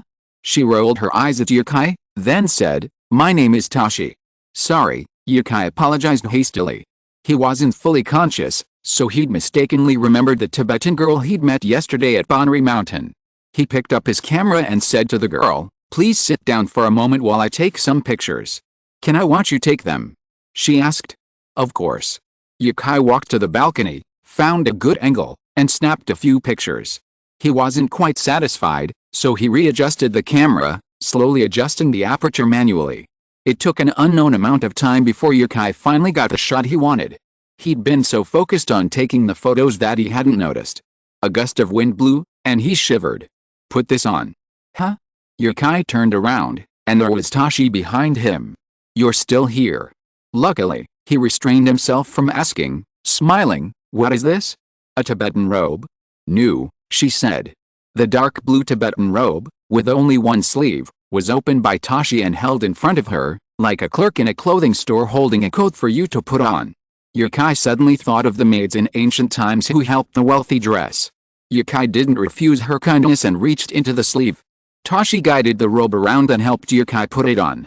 Thank you. When I first saw you, I thought you were a man, Yukai said. She paused for a moment, then continued to help Yukai put on the robe, patted it, and smiled. It looks good. Yukai was tall, almost 5 feet 4 inches, and at his height, any outfit looked good. After a day of fun and drinking, he decided not to go downstairs to join in the fun. He said to Tashi, let's sit down and talk. There was a table and bench in the room, and Yukai poured 2 cups of sweet tea. Ah. Thank you. She said. This is your home. Why are you being so polite to me? She sat on the bench, cup in hand. Yukai noticed that Tashi's fingers were a little chapped and red, so he rummaged through his bag. He remembered buying moisturizing hand cream. When you come to the snowy area, you must buy moisturizing and sunscreen skincare products. Don't think you don't need them just because you haven't used them before. The intense UV rays during the day can make your skin red in half a day, dark in a day, and flaky in 3 days. In severe cases, the sunburn is irreversible. Actually, buying these things in the snowy area is quite cheap, only a dozen yuan. Here you go, Yukai said. What is this? It's for protecting your hands. Yukai demonstrated. Just squeeze a little on your hands and spread it evenly. If you don't care about it for a long time, it will look ugly when you get older. Really? She took it and tried it. The cool feeling must have made her feel very comfortable. Tashi's tense body slowly relaxed at Yukai's gesture. Chapter 13 Tashi's Dream. She had been very nervous. During the previous meal, everyone at the table was happy and cheerful, except for Tashi, who sat cautiously beside Yukai and looked at him from time to time. Yukai didn't think he was so charming that anyone would fall in love at first sight, but he felt that Tashi must want to say something to him. Are people in the mainland as nice as you? She asked. Yukai drank sweet tea and shook his head and said, compared to the snow region, there are scammers everywhere outside. If you want to go out on the future, you must be careful and don't trust anyone. The snow region is so large that many families like Tashi have very little contact with outsiders. Otherwise, why would the internet say that the snow region is the last pure land in China? Because of the Tibetans' beliefs, they don't value money very much. Apart from anything else, a family like Tashi's would definitely not lack money if they really wanted to. With such a large grassland and dozens of livestock, they would definitely have 1 million or so. But every time they made money, a large part of it was donated to the temple. Of course, this is true for most Tibetans. In some villages near National Highway 318, the pampering of tourists has also led some Tibetans to develop bad habits. For example, checkpoints are set up on the road, or children stop people asking for gifts. But at least Yukai hasn't encountered such a thing yet. I really want to get out, away from the snowy area, Tashi said. Yukai gazed at Tashi calmly. When Tashi looked back, he smiled and nodded, encouraging her to continue. I'm uneducated. I've lived here with my parents since I was a child. Only my father sometimes goes out. He went on pilgrimage in his youth and has more experience. My mother and I raise cattle, collect firewood, and cook here. I really want to go out and see the world. Personality can be divided into two layers. One is innate, her original character. The other is the outer shell formed by the wax of the environment. Tasha should have had a personality similar to Yanzi's. But her environment has made her a quiet person. Children don't tell their parents many things, and this isn't unique to Tashi, it's true for most people. Tashi's family has lived on this grassland for generations, and she's seen fewer people than the yaks she raises. Without an audience, even the most talkative person will become quiet. Precisely because she has no one to confide in, Tashi is curious about the outside world. She desperately wants to leave her place and see the world, to see the big cities teeming with people. And for countless city dwellers, the snowy regions are where they long to be. Tashi opened up, recounting her childhood aspirations and dreams, her parents' upbringing, and even stating directly that Yukai was the kind of man she liked. But Yukai only wanted a girl who could make his heart flutter. As the night deepened, the tourists quieted their noise and settled into their tents to sleep. Tashi retired to her room. Yukai believed she was a strong woman, one who wouldn't be defeated by life, nor by love. Yukai had been gazing at the sky from the balcony. Now, he brought his stool back from outside. He needed to rest. Today's experiences had been fascinating. He wouldn't write everything down in his travelogue, but he would remember them forever. The next day, the convoy was ready to set off. The Jessen family stood by the cart to see off the lost tourists. Yukai was puzzled at not seeing Tashi, but when he looked toward the small balcony, Tashi was there. She was wearing a waist-length short-sleeved top, a black and red cross-patterned wool skirt, and a Tibetan-style pointed hat, a stark contrast to her masculine attire from yesterday. She was actually quite pretty. Yukai waved at her, and upon noticing her, Tashi waved back, holding her right hand until the car drove away. She then went back to her room to change. After all, a girl's attire wasn't suitable for work. Tashi's dream was to visit the mainland, and Yukai had given her his phone number last night. If the opportunity arose in the future, Yukai would help her realize her dream. Wang Hai, having clearly spotted Tashi, teased Yukai, "Looks good when you're handsome. You've charmed a young girl after just one night here. That girl didn't look that great yesterday, but after washing her face and changing her clothes, she's still quite pretty. You looked quite closely. How pretty is she?" Yanzi asked. "Well, of course, no matter how beautiful she is, she's not as pretty as my wife, right, wife?" The sour smell of love. Yukai and Wu Dan exchanged a look of helplessness on their faces. Wang Hai had been studying the route before going to bed. It was clearly still 40 kilometers away from the destination, so why was there no road? This led to the failure of his plan to go into the mountains to dig cordyceps and pick matsutake. The road into the mountains is not necessarily a highway, maybe one or two narrow paths.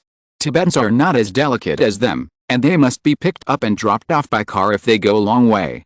It took a few hours to get back to Zhongsha, and after resting, they set off for Gongbu Jiangda. Yukai also logged into Weibo as soon as he was online, posted the travel notes he wrote yesterday, and then posted a dynamic comment. "The photos are beautiful, I'm a huge fan. I've always wanted to visit the snowy area, and seeing the blogger's travelogue makes me want to go even more. In 3 minutes, I need all the information on this photographer. He was my photographer when I got married. You need a girlfriend. The writing is brilliant, and the photos make it feel like watching a video. The visuals are incredibly vivid." 3 hours later, they arrived at Gongbu River. Yukai and Wang Hai parted ways there. He still didn't like the bustle of the group, but he added Wang Hai and Wu Dan on WeChat before parting. Arriving in the county, Yukai didn't want to type on his laptop anymore. After dropping his things off at the hotel, he went out to find an internet cafe. Perhaps due to consumer habits, there was only one internet cafe in the entire county. This one pushed Yukai's expectations of internet cafes to the limit. Due to its monopoly, it charged 8 yuan an hour, and a membership fee of 50 yuan was required. That aside, Yukai had also been to internet cafes that offered 21 hours of internet access. But the environment in this cafe definitely didn't meet the standards of an 8 yuan cafe. The Iki on the first computer didn't work, he couldn't stand it anymore, so he bought a second one. The keyboard on this one worked, but the spacebar had to be manually lifted after pressing it. The third one finally worked, but it disconnected instantly 2 minutes into the game, and it took 8 minutes to re-enter the game. Faced with 4 people lashing out at him, Yukai pressed Alt plus F4. It seemed he could only use it for typing, but the keyboard wasn't as good as his own laptop. He'd have to spend the money he'd paid for, even with tears in his eyes.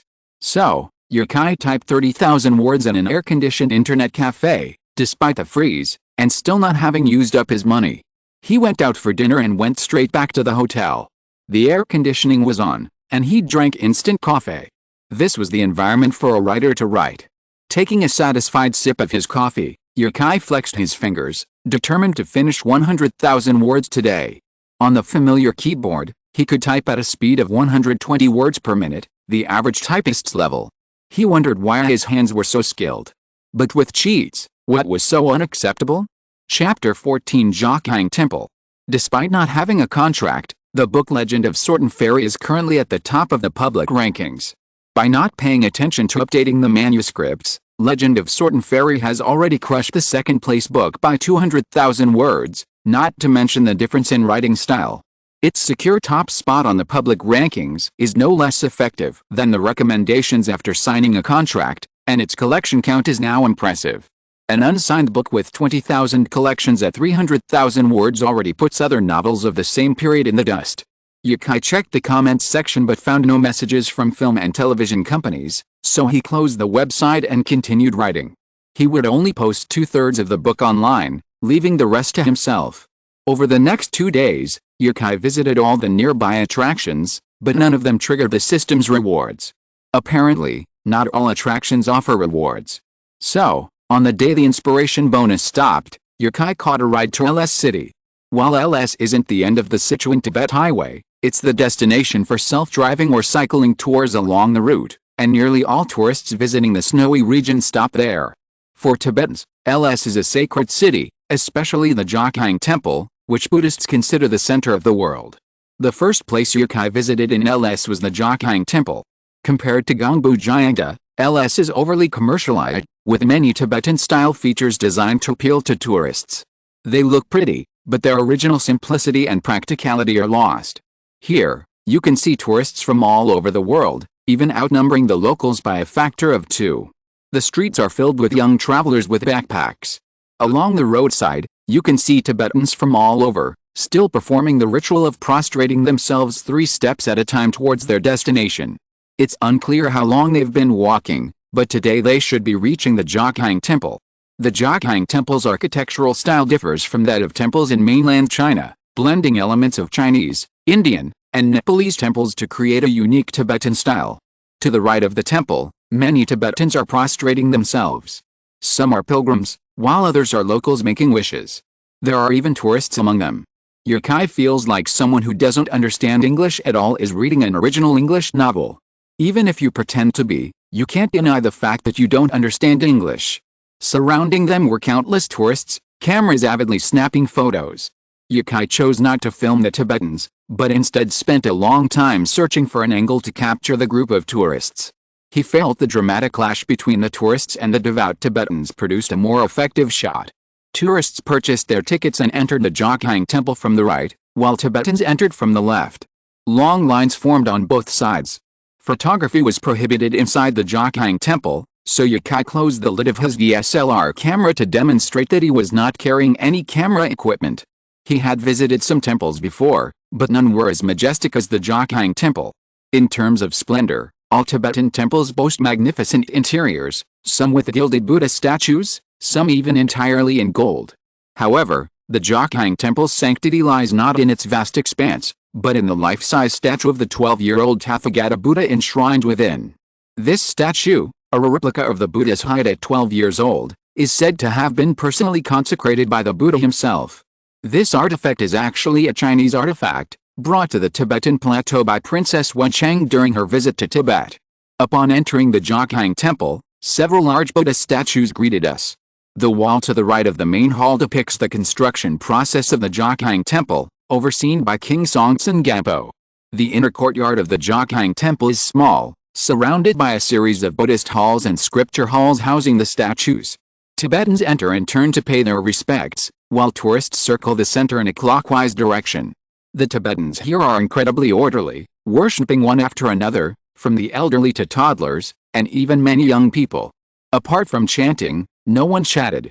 Even the tourists were impressed, and the entire scripture hall was silent, with only the sounds of monks and Tibetans chanting. You visited the Jokhang temple and were baptized by the Sanskrit chanting, and your heart has become calmer. Talent +1, a calmer heart? After receiving his reward, Yokai took a quick tour and left the Jokhang temple. Previous rewards, while not tangible, were palpable: physical enhancements, knowledge of the 3 religion secrets, and knowledge of the snowy regions. But this new inner peace, Yokai felt nothing. I still don't know what talent is. After leaving the temple, Yokai walked slowly in the square in front of the Jokhang temple. There were people sketching, selling snacks, singing, and there were a lot of people. There were also some who wanted to take pictures with you, but their shooting was not free. You would have to pay after the picture was taken. It's okay if you don't pay, but they will definitely scold you in a voice you can hear. Ouch! Yokai came back to his senses. There was a person lying on the ground, and the easel was also overturned on the ground, and the paint just happened to fall on the painting. A painting that was almost finished was ruined. Did I bump into her? It shouldn't be me. Although I was thinking about something, I was also avoiding pedestrians on the road. At this time, a big brother suddenly said to Yokai, "Why are you walking that way?" I bumped into her because I wanted to avoid you. The girl shook her shoulders and picked up the easel after she felt that she was fine. It's okay, big brother. It's just a painting, nothing important. The girl was wearing sunglasses and a hood, so her face couldn't be seen. Seeing that the victim didn't pursue the matter, the brother who bumped into her glared at Yokai with disdain before turning and walking away. Puzzled. Yokai knelt down to help her pick up the things. Thank you. Yokai replied, No, you're all right. My hand hurts a little, but it's nothing serious. It's a pity about this painting. I have to go back tomorrow and don't have time to paint another one. No big deal. You're young and have plenty of time. I'll give you one first, and you can come back later. He hadn't even used the calligraphy and painting skills he'd acquired, and now his hands were itching. The girl was clearly not reacting, and after a moment, she asked in surprise, "Are you a painter?" No. Yokai straightened the shelf and picked up the paint box that had been placed nearby. He shook it, and it was a little small. So he pulled out a cup from his travel bag. He'd buy another at the supermarket later. Zhang Zi watched Yokai prepare and stepped aside to admire his performance. Seeing Yokai bring out an empty cup, she said, "I have some water here, but I haven't drunk it yet." Yokai took it and said, "Just what I need." "Thank you." Unexpectedly, Yokai poured mineral water and paint into the cup together. He didn't want to drink the water, but to make a cup of black paint. What was he trying to do? Zhang Zi watched curiously. Yokai arranged several brushes in order of size and prepared the paint in advance. It was time to start painting. If you're listening to this novel on a channel other than Fanfic World, it means they downloaded and uploaded it without effort. We cordially invite you to visit our channel, Mundo Fanfic Novelis. There you'll find the original version of this story and you can explore many other novels of various genres. We're waiting for you to immerse yourself in a world of incredible novels. Chapter 15 Zhang Zi. After dipping his largest brush in black paint, Yokai flung the ink directly onto the paper, but the color still wasn't dense enough. He repeated the process until 80% of the sheet of paper was covered in irregular black pigment. Can you really paint? Zhang Zi felt sorry for her expensive paint. Yokai changed his brush and added white paint, saying, "Don't worry." Although it was his first time painting, the system gave him not cold knowledge but immediately applicable Chinese painting experience, as if he had practiced for years. He wanted to paint the Potala Palace. Yokai only knew Chinese painting, and it wasn't impossible to interpret the Jokhang temple in this way, but it would take too long. So, he was painting the Potala Palace, as seen from their perspective. Without Yokai's explanation, the onlookers had no idea what he was going to do with the paper. To them, the messy ink stains ruined the painting. The tip of a white brush traced across the paper, gradually transforming the heavier ink beneath into mountain peaks. Then, a large expanse of white paint was applied, revealing the white palace of the Potala Palace. Is this supposed to be the Potala Palace? Somewhat similar. The onlookers chattered, but Yokai remained unfazed. Although his brush and paint were wrong, he was completely absorbed in the thrill of painting. The inspiration he had lost on Mount Emei returned, and his speed grew faster and faster. his brush gliding across the paper with the swiftness of an art student practicing a straight line. In fact, before he even put pen to paper, Yukai had already envisioned the final image in his mind. He knew exactly how to apply the strokes and how much pressure to use. He switched to a black brush to depict the red mansion, creating it with a few simple strokes. Finally, Yukai dipped a piece of toilet paper in white paint and gently dabbed it across the paper, forming a series of white clouds. The painting was complete. Amazing. Zhang Zi thought to herself. She'd studied painting for several years, but she'd never known anyone to paint the Potala Palace so quickly, and so beautifully. In terms of likeness, this painting certainly wasn't as clear as a cell phone capture, nor as meticulous as the paintings of other artists nearby, who spent an entire day painting each palace, stroke by stroke. But anyone who saw Yukai's painting would feel it was a true likeness, capturing its essence. Yukai placed his brush on the paint and said to Zhang Zi, "This is for you." "What's it called?" Yukai thought for a moment, then said, "Splash ink painting of the Red Mountain Palace." Using a brush and rice paper, the painting would have a richer texture, embodying the true spirit of freehand brushwork. But using a brush, it achieved a hardness that's hard to achieve in splash ink painting. Zhang Zi laughed. "What's your name?" "My name is Yukai, Yi for leaf, Kai for open." Several foreigners shouted, raising their phones and cheering. The other onlookers also raised their hands and applauded. After visiting the majestic Jiaqing Temple, they could now see such a young Chinese artist performing. China truly lived up to its reputation as an ancient Eastern nation with a millennium-long heritage. Yukai heard a foreigner asking what kind of painting technique this was. He replied, "This is traditional Chinese painting, the kind passed down by our Chinese ancestors." Half an hour later, the ink dried. Zhang Zi put the painting away and said, "Let's go." Why hadn't Yukai left yet? Because Zhang Zi said she was taking him to the best restaurant in Los Angeles. She'd been living there for a week and claimed to have eaten at every famous restaurant in the area, and she wanted to take Yukai to the best. Yukai believed her. Mainly because this woman said she'd treat him. Given such a beautiful painting, it wouldn't be unreasonable to treat her to a meal. Yukai held the easel while Zhang Zi led the way. The best restaurant she mentioned was on Barker Street, not far from the Jiaqing Temple. It was called Stone Pot Tibetan Chicken. When they entered, there was only one seat left. "We're lucky. There's always a line here at mealtime," Zhang Zi said. "Hello, what are you having?" The waiters were all Tibetan men under 20, all of them quite good looking. "I wonder if they were specially selected." Zhang Zi said, "Stone pot chicken with wild mushrooms, grilled matsutake mushrooms, sweet tea, and rice. Nothing else." "Okay, wait a moment. If it's cold, there's a heater under the table." Yukai complimented, "After all these days in the snowy area, your Mandarin is the best I've ever heard." "Thank you," the young man said. Zhang Zi put down her phone and said, "The waiters here speak Mandarin quite well. After all, we're doing business in LS, so knowing a few foreign languages is a must." "Do they speak English?" "Of course, but not as well as Mandarin." "Impressive." Zhang Zi had already taken off her hood. Although she still had her sunglasses on, her face was visible. Even before the food arrived, Yukai looked at her with a more familiar feeling. He asked, "Has anyone ever said you look like?" Zhang Zi took off her sunglasses. "Yes, I'm Zhang. Zhang Xiaoxin." "What? Who is that?" "Haha, I'm just kidding," Yukai said, then continued, "When I was in high school, you were my favorite TV show. But I haven't heard from you in recent years." Just get your name right first," Zhang Zi said.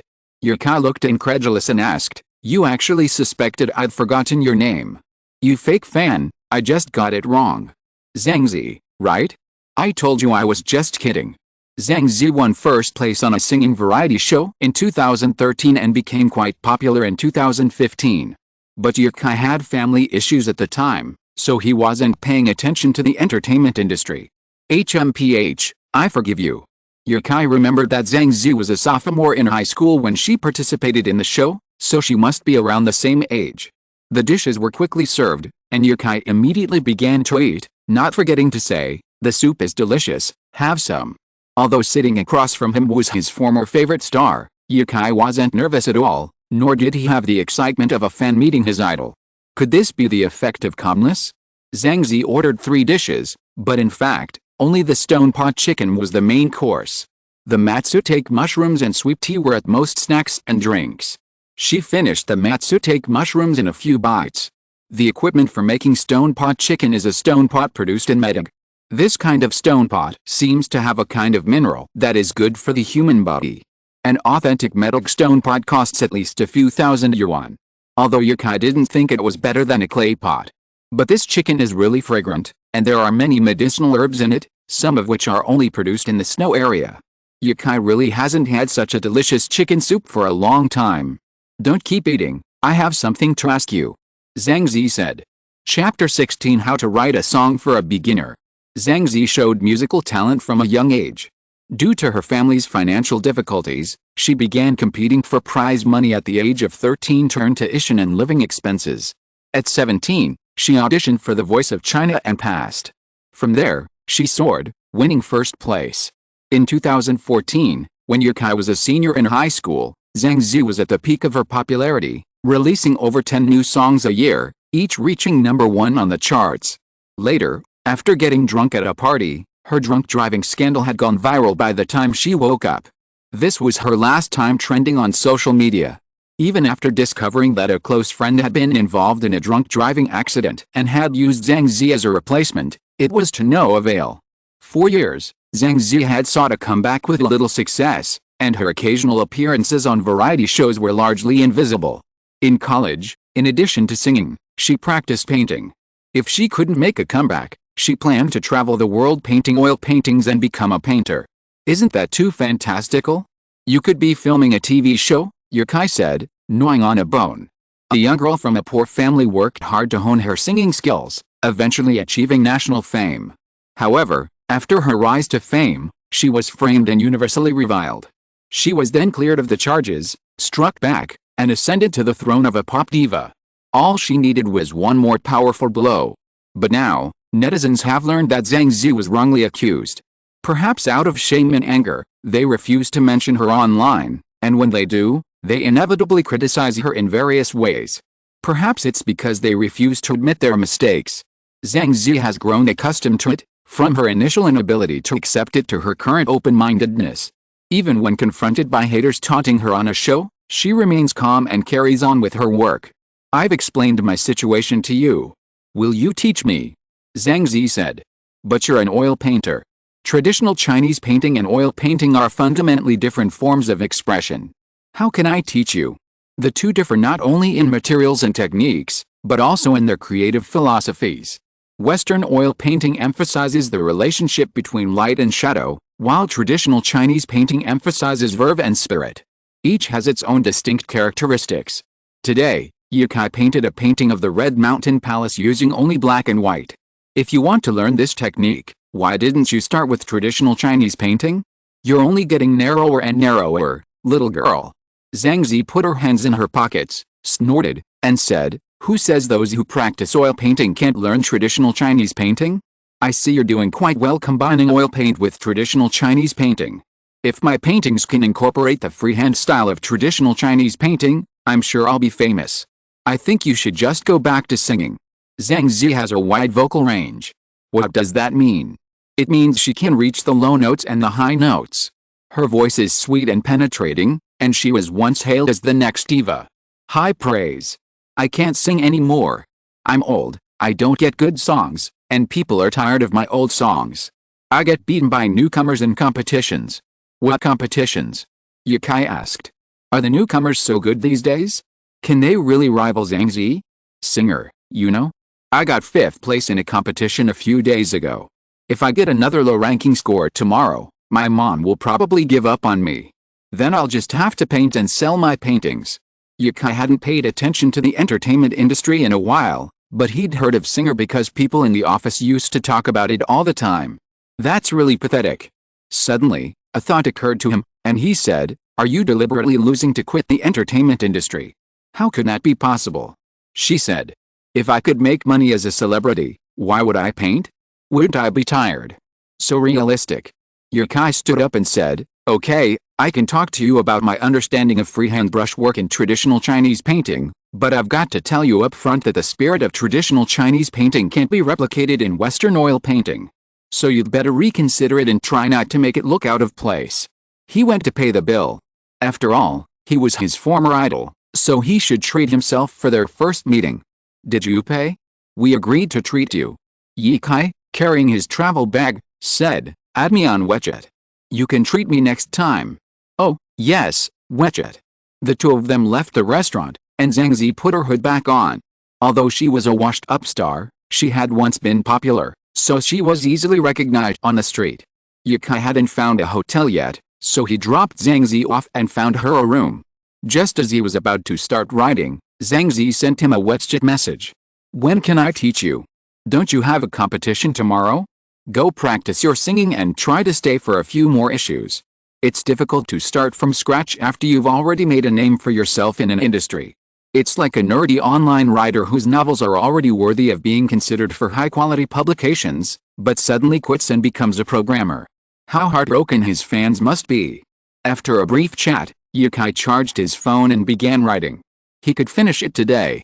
The website still hadn't found any companies interested in film or television adaptations for this book, so when he finished and returned to mainland China, he planned to take Chinese Paladin to a traditional publisher. Signing with Kishi wasn't impossible, but this was his first book, and Ye Kai had high hopes for him. He felt signing directly with Kishi would be a cheap sell. A few hours later, Ye Kai finished writing the final battle scene. Linger defeated the water monster, but he himself was gravely injured and died in Li Xiaoyao's arms. By the end of this passage, Ye Kai was moved. He logged into his Kishi account and posted a single chapter in the works section, hoping the publisher would contact him. What a perfect book. Why isn't anyone interested?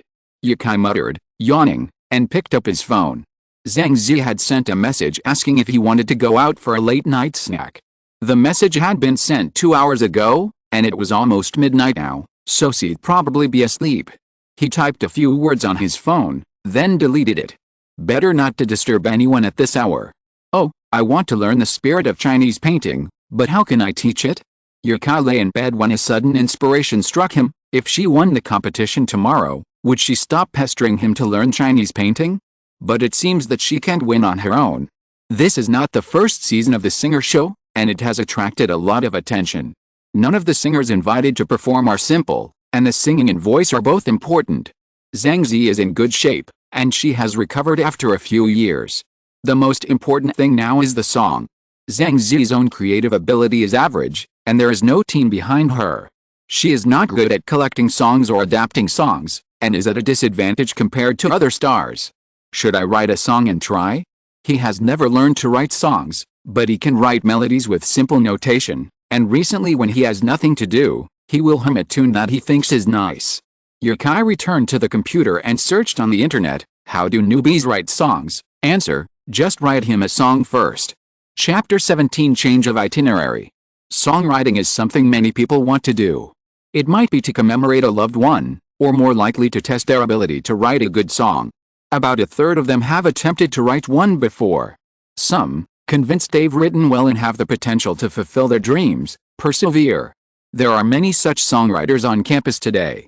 Ye Kai had thought about this before, and now, with this opportunity and inspiration, he's eager to compose a song. He's been reading a lot about snowy regions lately, using those melodies as a foundation and then thinking about the structure of songs he enjoys. He knows when to repeat, when to launch into the chorus. He's never written a song before and doesn't have any idea what to do, but his ingenuity and inspiration allow him to quickly find solutions to any problem. After settling on a melody, Ye Kai checked the charts on his music app. That's about right. No changes, let's leave it as it is. Lyrics are best suited to Zhang Zi's experience. Ye Kai believes this song is the best, but he's not the one judging it, so using his real experiences to impress the public and judges is the best way. There's not much to say about Zhang Zi's life story. Although her family was originally struggling, they weren't the type to miss out on education or struggle to make ends meet.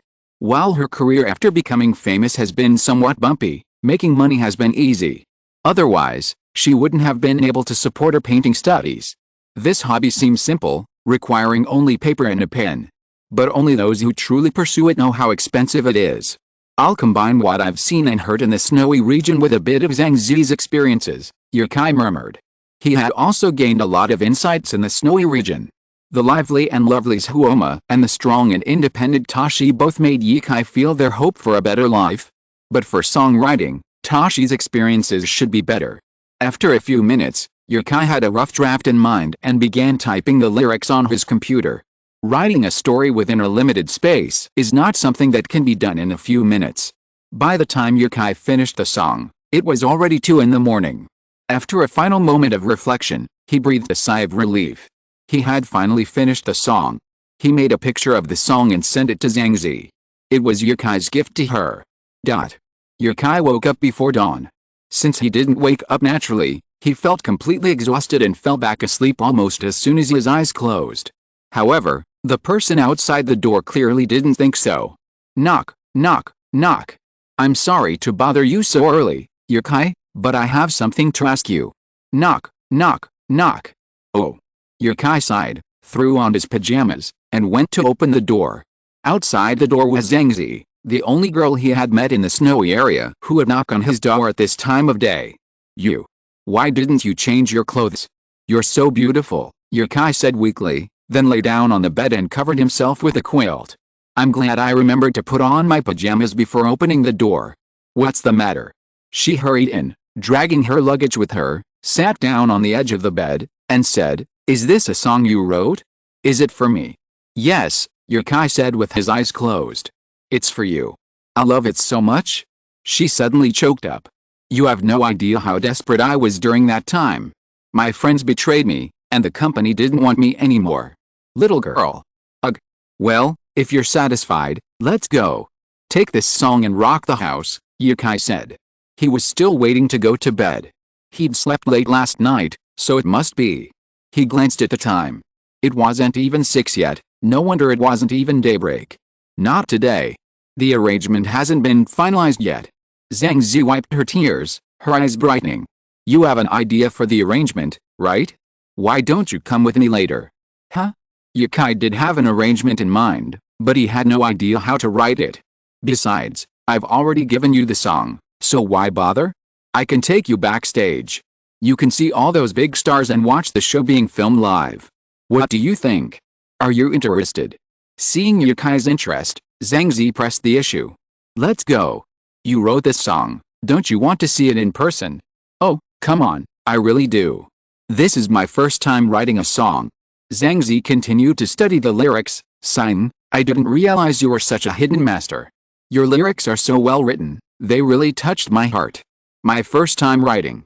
First time writing. Zhangzi stared at Yukai's face, as if struck by lightning, her mind in a state of semi-daze.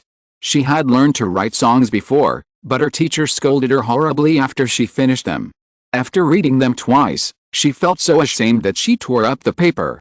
She had secretly written songs later, but none of them were worth mentioning. Was this really Yukai's first time writing songs? Is there really such a thing as a prodigious talent? His drawings are so beautiful, his travelogues on Watchit are so well written, and his photos are so beautiful. Yukai considered it, and finally made up his mind. Go. But it definitely couldn't happen now. He asked Zhangzi to go first, and after visiting the Potala Palace, he would catch a flight as soon as possible, arriving in the afternoon. I'll go, but I have a noon flight. You go out and I'll change, Yukai called out.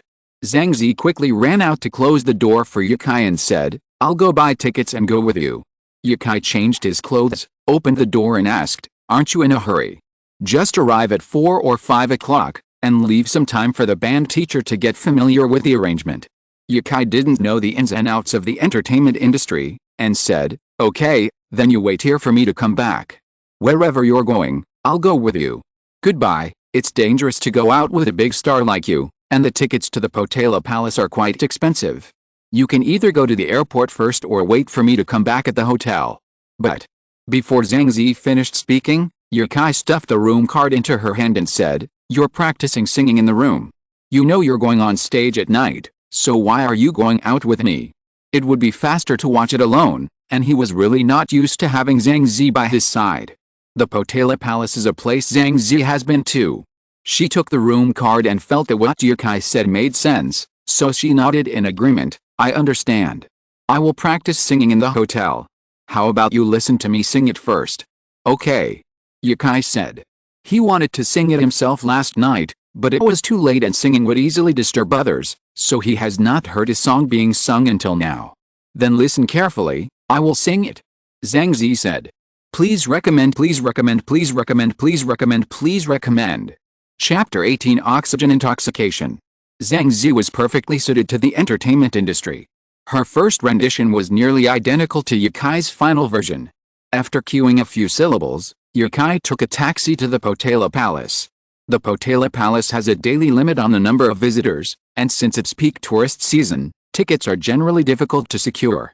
Excluding group purchases and tour operators, there are only about 500 tickets left for individual travelers. When Yukai arrived, the palace hadn't even opened yet, but all the tickets were already sold out. Yukai had to pay nearly 600 yuan from a scalper to secure a single ticket. The Potala Palace is a prime example of Tibetan architecture, with massive gilded Buddha statues and treasure vases, intertwined with countless prayer flags, creating a magnificent and majestic scene. After tourists were allowed in, Yukai followed the others, ascending the steps one by one. The Potala Palace has two paths, one for tourists and the other for Tibetans. Compared to the Tibetans, those traversing these steps felt heavy, breathing heavily with every step. The air is thin on the plateau, and the Potala Palace is situated on a mountain peak. Many visitors here live at lower altitudes and simply cannot adapt to the high-altitude environment without spending a few days in the snowy region. Upon entering the palace, one's ears were filled with a reverent chanting of sutras and the voices of countless visitors muttering prayers to the Buddha statues. The aroma of sandalwood and ghee was strong, both in the White Palace and the Red Palace. The Red Palace houses the monks' quarters and is home to numerous stupas and Buddhist halls. In the Potala Palace, the least valuable thing is gold, which is everywhere. Yukai didn't even ask for a guide. The staff's urging even scurried him through the tour faster than the planned 1 hour. When he left the palace, he didn't trigger any rewards. Perhaps it was because he was too perfunctory. Back at the hotel, Zhang Zi's first comment upon seeing Yukai was, "So soon." A typical tour of the Potala Palace takes about 2 hours, and Yukai's departure and return took only 2 hours. But it was fitting, as Zhang Zi would have been leaving for the airport a little later. Now was the perfect time for them to go together. It was a bit of a waste of inspiration, but at least I finished writing Xianjian and even managed to write an extra song. What's the hurry? If you can't talk, just say less. Yukai took his luggage and went to the first floor to check out. Zhang Zi soon followed, carrying a travel bag and dragging a suitcase with her easel hanging behind it. Are you moving? Yukai was stunned. It's just a trip, why bring so much stuff? It's not like I'm staying here permanently. Oh, have you checked out yet? Let's go, it's almost 9:30. There's only one flight a day from LS Airport to Changsha Huanghe Airport. If you miss it or don't have a ticket, you'll have to transfer at another airport, and you'll definitely miss the show recording. Yukai started scrambling for tickets when he left the hotel that morning, but there's still no response. However, tickets are usually best grabbed close to departure time, so Yukai wasn't worried. The most anxious person was Zhang Zi. She wasn't sure if Yukai didn't go. After all, arranging the music would take time. But today wasn't a rehearsal, but a recording session. If the songwriter didn't come, she wouldn't be able to communicate with the instrument teacher. It was already 10 o'clock when Yukai rushed to the airport. Zhang Zi had already checked in her luggage and returned, but there was still no news from Yukai about getting a ticket. Just as he was looking for another connecting airport, a text message finally arrived 11:30 to 14:25. Gongor Airport to Huanghe Airport. I have a ticket, Yukai said. Zhang Zi, beaming, pushed Yukai and said, go check in your luggage quickly. I'll meet you here. Yukai's suitcase was too large to carry on the plane, so he had to check it in first. LS Airport was packed, and it took almost half an hour to get through. The two ran towards the airport entrance, through security, and to the departure platform, finally arriving at the check-in time. Zhang Zi, wearing a baseball cap and sunglasses, breathed heavily and said, it's good, it's good. The Buddha blessed you and helped you get a ticket at the last minute. Your early morning prayers to the Buddha really helped. Yes, Yukai replied perfunctorily. He was really sleepy. Their seats were not in the same place, and no one asked to change. As soon as Yukai boarded the plane, he closed his eyes and prepared to rest. The flight attendant was very considerate and brought Yukai a blanket. He was woken up once during the flight. Yukai said that he didn't want to eat or drink anything. He was not very hungry. He would eat after arriving in Changsha.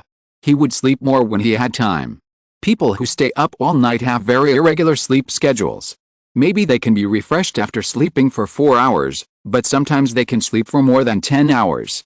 Moreover, Yukai, who was used to the air in the plateau, had a serious oxygen intoxication reaction when he came to the plains. He was sleepy and weak. He didn't sleep well last night, which made his sleepiness even worse.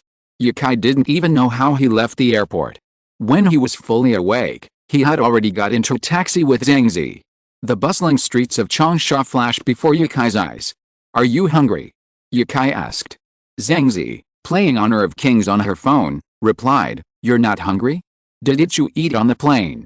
"You're right, I didn't." Yukai pointed to the restaurant outside and said, "How about we grab a meal before we go? It's my treat."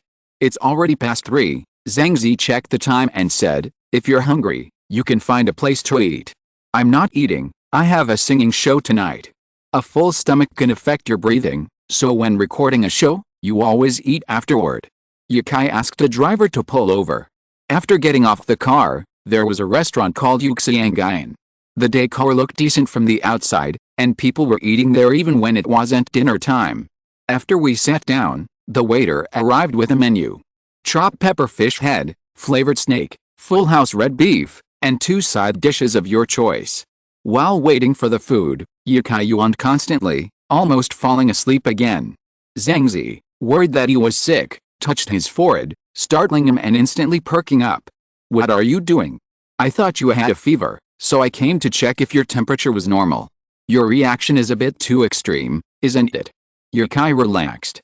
He had just dreamed that he was the son of a general from a certain country, hiding from his enemies under an assumed name after falling into trouble.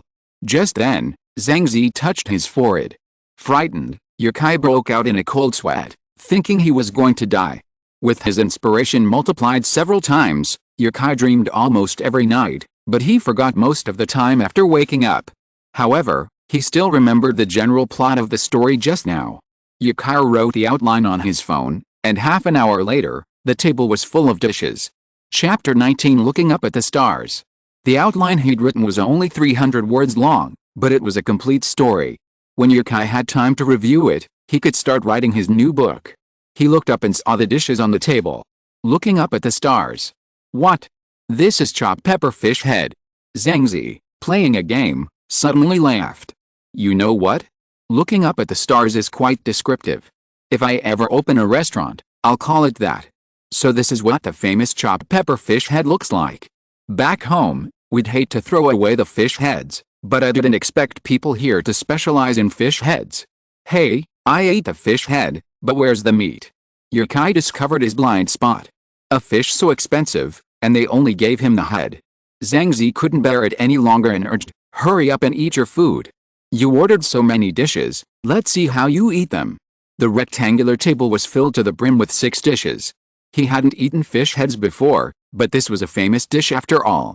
He tasted it and it tasted a bit like cold fish salad. The fresh chili peppers complemented the tender white fish meat, but it wasn't as spicy as he'd imagined. The fish melted in his mouth, without a single fishy smell.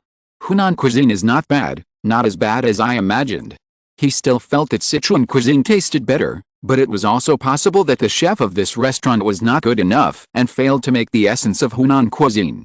After Yukai finished eating, Zhangzi called the crew to explain the situation and asked the 2 to enter the singer's studio in advance. The director was Joe Habo, and he was checking the equipment. The staff took the 2 to the director. "Hello Director Joe, I'm Zhangzi, and this is the Yukai I was talking about." "Hello Mr. Yi, Ziozi, do you really want to change the song on the spot?" Zhangzi handed the song that she had printed out earlier to Joe Habo. "Yes, I ranked so low in the last show. It would be dangerous if I got such a low score this time. People also need to improve." Although Joe Habo is not a person in the music industry, he has been a director of music variety shows for so many years, and he still has some appreciation ability. A minute later, Joe Habo smiled and said, "It seems you've come prepared this time. Okay, go talk to the instrumentalists first. I'll be waiting for you to wow the crowd tonight." Joe Habo handed the script to Zhangzi and suddenly added, "By the way, If we need to change the song this time, a lot of the behind-the-scenes footage won't be available. I'll have the cameraman go with you to film the production process. Thank you, Director Joe. Zhang Zi thanked the director and then pulled Ye Kai toward another group of people. You have a good relationship with the director, Ye Kai said. Zhang Zi whispered, this director has always admired me, otherwise, I wouldn't be here. Backstage, though not very busy, the studio wasn't crowded. Since it wasn't time yet, the singers hadn't arrived yet. Only Zhang Zi had arrived early. They had about 40 minutes to rearrange the music and rehearse. Time was tight, so after leaving the director, they went directly to music director Liang Wei. Teacher Liang Wei was once the soul of a legendary band. Even after the band disbanded, he remained active behind the scenes in the Chinese music scene and was well known within the industry. So, upon seeing the sheet music, he instantly had an idea for the arrangement.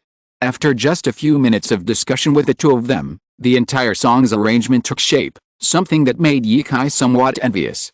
Sometimes, inspiration isn't enough, experience and relevant knowledge are also crucial. Watching Zhang Zi and the band begin rehearsals, Ye Kai kept asking Teacher Liang Wei for advice on the song. Thankfully, Teacher Liang was kind and didn't look down on Ye Kai for his lack of experience. Not everyone can write such a brilliant song on their first try. Ye Kai's achievement meant he had a future as a musician. Liang Wei simply hoped Ye Kai wouldn't just follow the crowd and write cliched songs. You've benefited from the guidance and practical experience of musician Liang Wei, and your understanding of music has improved. You've acquired arranging skills. It truly was effortless. Understanding music encompasses a wealth of musical knowledge, and at the very least, it made Ye Kai more mature when he wrote his next song. Arranging music is a complete skill, involving adding individual parts, presetting their timbres, adding vocal harmonies, and finally defining the overall style of the song. Liang Wei is a talented musician with a long career, and his arranging style is uniquely his. Everyone's arranging style is different, and it also has to take into account the musical tastes of the audience.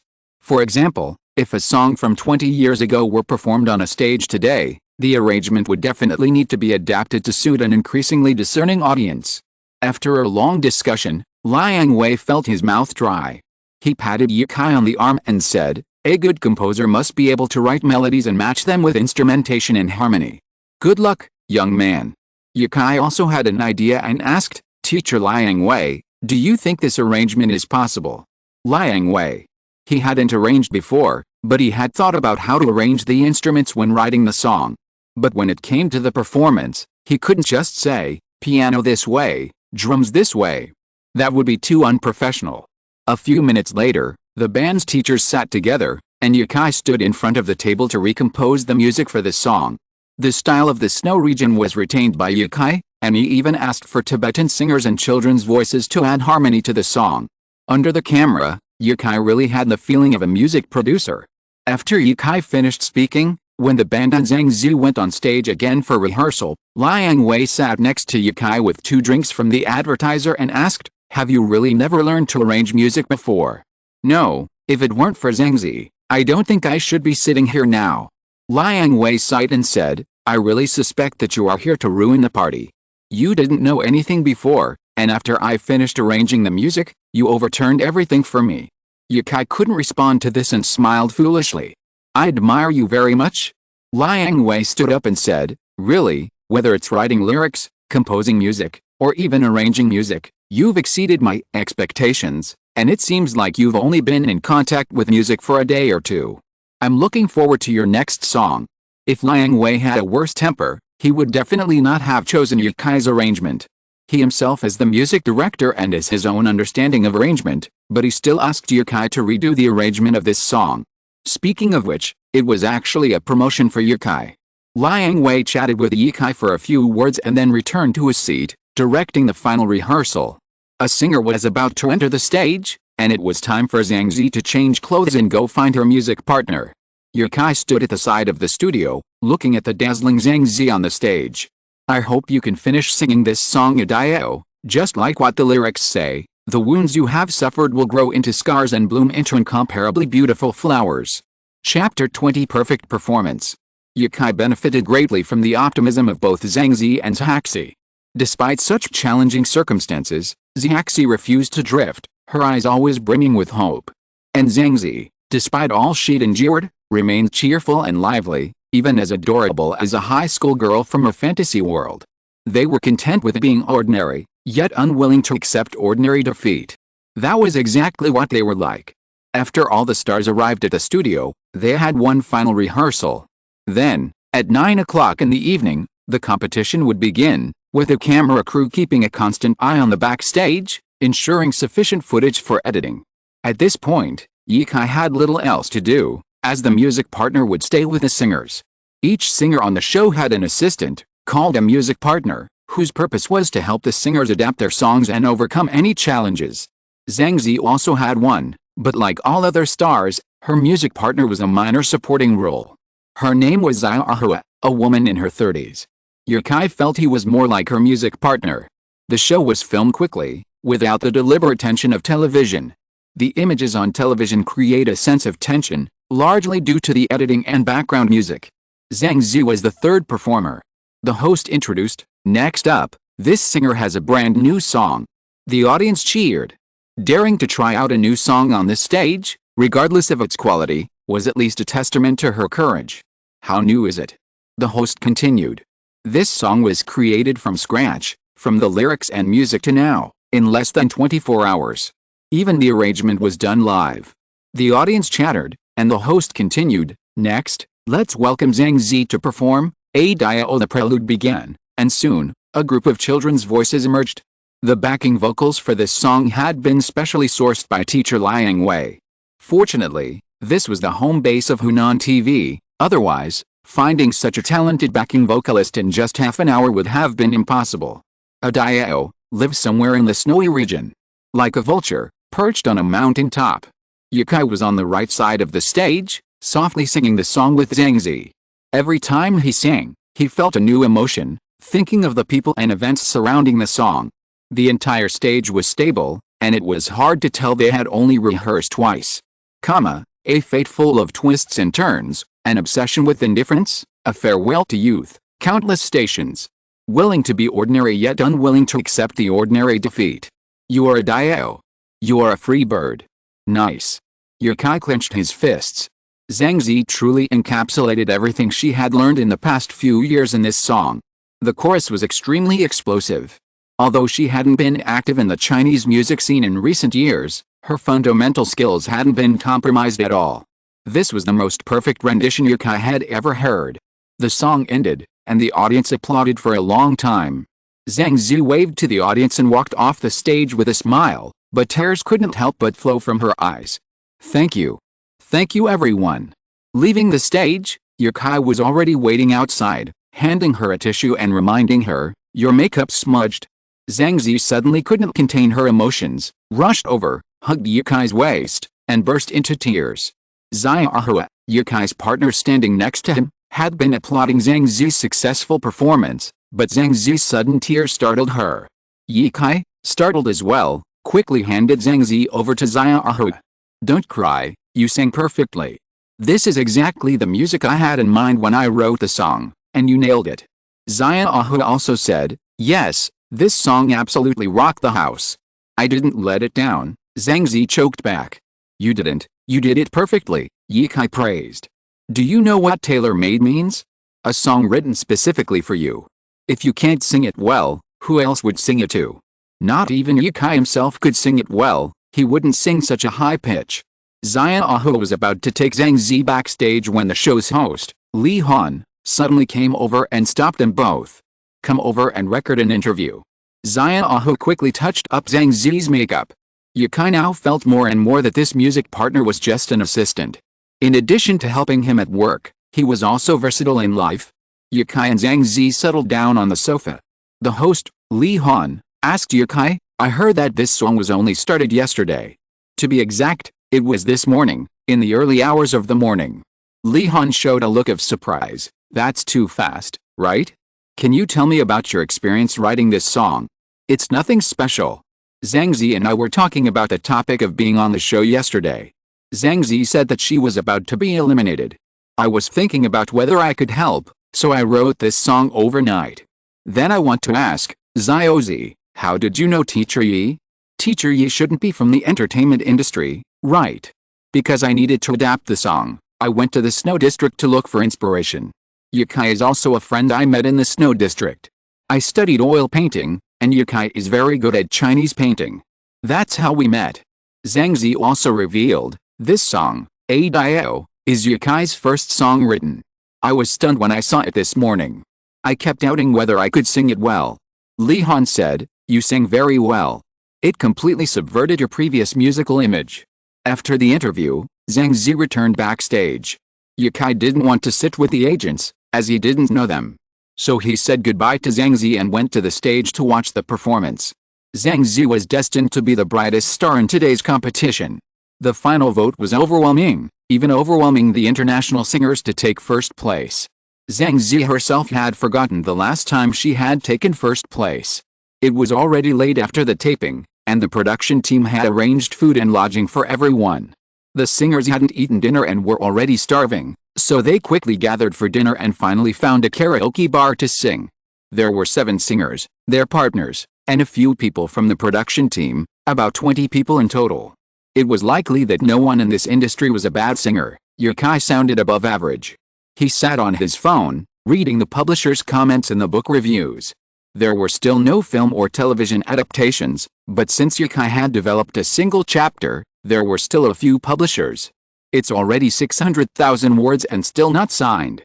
This is certainly not the first case in Kichuang, but this book has achieved such results just over 10 days after it was published, and the key is that it hasn't signed a contract yet, which is very puzzling.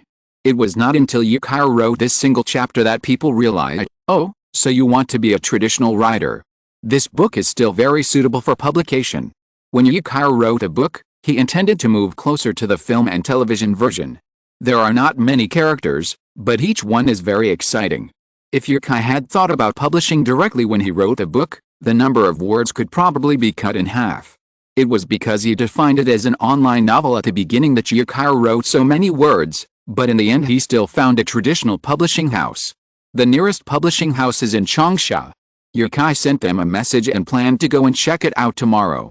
Yukai. Seeing Yukai looking up, Liang Wei said, don't sit there like an idiot, come and sing a song. Chapter 21 The Role of Talent. Aside from a few people from the program team, everyone else in this private room was currently in the music industry. While the partners weren't famous, they were all professional musicians, or had graduated from former talent shows on Hunan Tai, and each one was a better singer than the last. Not to mention Liang Wei from the program team, who is himself a veteran singer in the music industry. Ultimately, Yukai was the one who knew the least about music. Yet, this person, without any musical knowledge, composed a song that rocked the entire audience in just one day. Upon hearing Liang Wei's invitation, everyone looked at Yukai and cheered, sing a song. 1. Yukai wasn't one for showmanship, but he wasn't one to lose face. He immediately put away his phone, stood up, and said, Teacher Lee, I saw you brought your guitar. Can I borrow it? His mother had enrolled him in a guitar class when he was young, and even after all these years, he still remembered the simple chords clearly. Zhang Zi simply turned off the music on the karaoke station and yelled, come on. Come on. The guitar sounded great, much better than the ones he had used before. Yukai strummed the chords and sang another version of A-Dio, completely changing A-Dio's style to a folk version. After singing the last note, Liang Wei led the applause and said, this is still included in the time of one day, right? You wrote a good song in one day, and then made a temporary adaptation. Teacher Wang asked, Zioyi, was this a temporary adaptation or did you write it a long time ago? Returning the guitar to Teacher Lee, Yukai replied, I had the idea after hearing Ziozi sing it before. I personally can't sing such a high pitch, so I made a simple adaptation. Teacher Lee, who lent the guitar to Yukai, said, folk songs are okay. Although they were quiet for a while, it seems that more and more people are singing folk songs now. You have a good voice, you can go and learn it systematically. There's so much time there is not enough time to travel everywhere. These stars all have good personalities. No matter what the junior partners who serve as their partners think, they still have to cater to their seniors, so generally speaking, the private room is quite harmonious.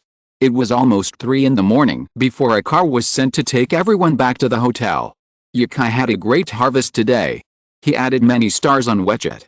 Except for one star who left for an announcement and another who was abroad and didn't have WeChat, all the other stars in today's competition added him as WeChat friends. What Yukai didn't expect the most was that teacher Wang Dafeng would also add him. After all, Yukai had thought that such a big star should have seen many small roles like him. Unexpectedly, in the end, he still asked him to be added as a friend. Was he optimistic about his talent in songwriting? In fact, when Yukai was singing, he found that his voice had changed a lot compared to before and became more beautiful. Maybe this was the bonus given to him by his talent. In another car, Wang Dafeng browsed Yukai's WeChat and found Weibo by the way and clicked to follow him. He seems to love traveling. The photos and text he takes are pretty good. Did he write them himself? The agent, driving the car, said without turning around, "That's right. His lyrics are great, too. You seem to follow him a lot." "He's certainly talented," Wang Dafeng sighed. A sweet night's sleep. Yukai's Weibo account only had around 10,000 followers, but after gaining the attention of 2 or 3 celebrities, his followers began to rapidly increase. Within a few hours, it had reached 40,000, and by the time Yukai woke up, he had 100,000 followers. His travelogues, photos, and comments all began to double, but due to the length of his account, the comment count for his INGN account hadn't increased as fast as his travelogues. Followers reach 100,000, talent +1. Yukai sat up in bed as if struck by lightning, his eyes glazed over, his hair a mess. What was going on?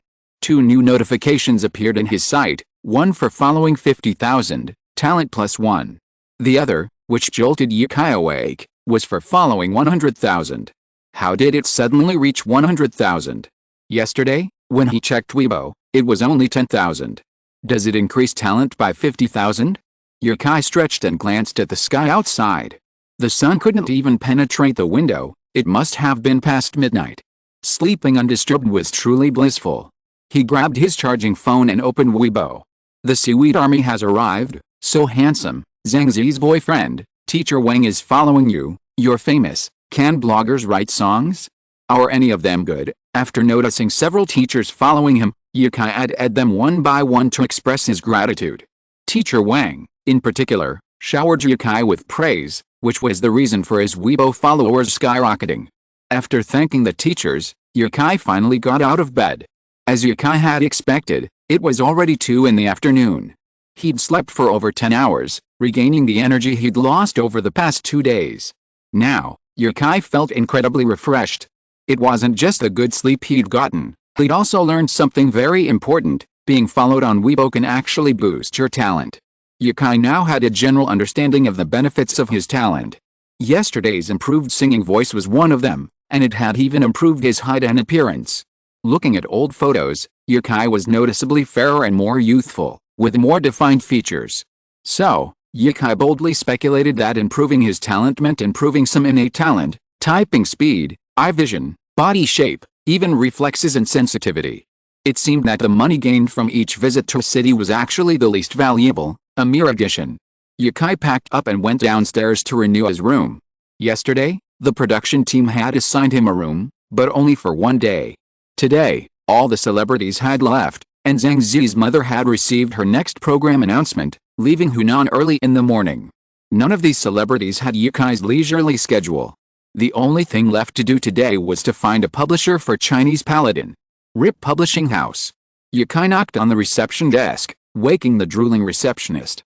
"Who? Oh, hello, who are you?" "My name is Yukai, and I have an appointment with editor Joe Kevin today," the receptionist said with a blushing face. "Please sit in the lounge first, I will call editor Joe." Damn it. I finally managed to get some sleep, but a handsome guy came. Did I talk in my sleep? Is your hair messy? Is your makeup smudged? How can I get your WeChat better? There is a room on the left and right of the receptionist. The lounge is on her right, which is also the meeting room where editors usually meet with writers. The window overlooks the small garden at the back of the publishing house. This publishing house is not very famous, but it has good financial strength. The area at the back is all old houses handed down from the Qing dynasty. They are private residences, and the front yard has been converted into a publishing house. Today is the day to come and make recommendations for next week, but I don't have any. This proves that we have to run around naked next week. Please ask for some recommendation votes and investments to comfort the author. If you're listening to this novel on a channel other than Fanfic World, it means they downloaded and uploaded it without effort. We cordially invite you to visit our channel, Mundo Fanfic Novelis. There you'll find the original version of this story, and you can explore many other novels of various genres. We're waiting for you to immerse yourself in a world of incredible novels. Chapter 22 Yulu Academy. Yukai stood at the window of the reception room, teacup in hand, gazing at the view outside. The sky was a bit overcast today, dark clouds blocking the sunlight, but that didn't stop the birds from singing in the forest. Some leaves were beginning to turn yellow, adding to the autumn mood. Knock, knock. Someone knocked softly on the wooden door. Yukai put down his teacup and asked, "Hello, are you Editor Joe?" "Yes, I am. I hope I didn't disturb your enjoyment of the view." "No, that's not the case." Joe Kevin shook Yukai's hand and said, "I had no idea Mr. Yu was so young. I've read your masterpiece 3 times, but I didn't expect you to contact us first." No, it's just a humble piece. I'm sorry to bother you, Editor Joe. Let's be polite. Let's sit down and chat over some tea." Joe Kevin looked like a typical scholar, with gold-rimmed glasses, immaculately combed hair, and a small mustache. He exuded an air of refined elegance. After a few compliments, Joe Kevin got down to business. "Since Mr. Yu wants to publish directly, why not just release a physical book right from the start? When I uploaded it, the novel wasn't finished yet, and I wasn't sure if it would attract readers, so I posted it online to test the waters." In reality, Yukai didn't understand the rules of Kichuang and thought he could just sign the digital copyright. "Do you think this is possible?" Joe Kevin said. "Xianjian can no longer be updated on the website. To promote it with us, we can offer you 3 types of royalties. It's up to you to choose." Yukai said, "Please choose. The first is a buyout, the second is 80 yuan per 1,000 words, and the third is a royalty rate of 8%. As far as I know, newcomers' royalties are generally around 5% to 8%. Although you offered me a high price for a newcomer, Xianjian has already proven itself online, so the risk you're taking isn't as high as you might think. So I think 15% of the copyright is more reasonable." After deciding to publish, how could one not first understand the market? Although Yukai didn't have any friends in the industry, Baidu's Google was so advanced that anyone with a keen eye could find anything. Yukai's asking price wasn't high. 15% was typical for established authors. But after all, Yukai was just a new author. After half an hour of discussion, the two finally compromised and signed a 12% contract. Currently, Legend of Sword and Fairy has over 40,000 followers on Kichuang Chinese website. Some were found through Weibo, but the majority came from Kichuang readers. He would wait a few days until the time was right to announce the release of the physical book. Seeing it was still early, Yukai decided to visit Yulu Academy. If there was any place in Changsha that could earn system rewards, it would definitely be Yulu Academy. With 1,000 years of history, the Academy preserves a wealth of historical inscriptions, such as the Tang Dynasty inscription Lushan Temple Stele and the Ming Dynasty stone tablet inscribed with Yulu Academy. Yulu Academy is just 2 subway stops from the publishing house. In the hallway of Yulu Academy subway station, Yukai heard someone playing the guzheng. This ancient Chinese instrument has been surprisingly underrepresented in recent years, appearing only in martial arts or historical dramas. The guzheng teacher, a woman who looked to be around 40, still in shape, dressed in a lavender cheongsam, strummed the strings with an enchanted expression. Next to her seat were 2 cardboard boxes filled with CDs from 20 years ago. The person on the cover was the teacher, and behind her was a sign offering free copies. Nowadays, CDs are only meant to be collected. It's more convenient to listen to music on your phone. Despite the large crowds, the CDs in the boxes were difficult to give away. Yukai picked up a record. The cover featured a photo of the musician in her youth, playing the guzheng, and the back listed the guzheng music featured on the record.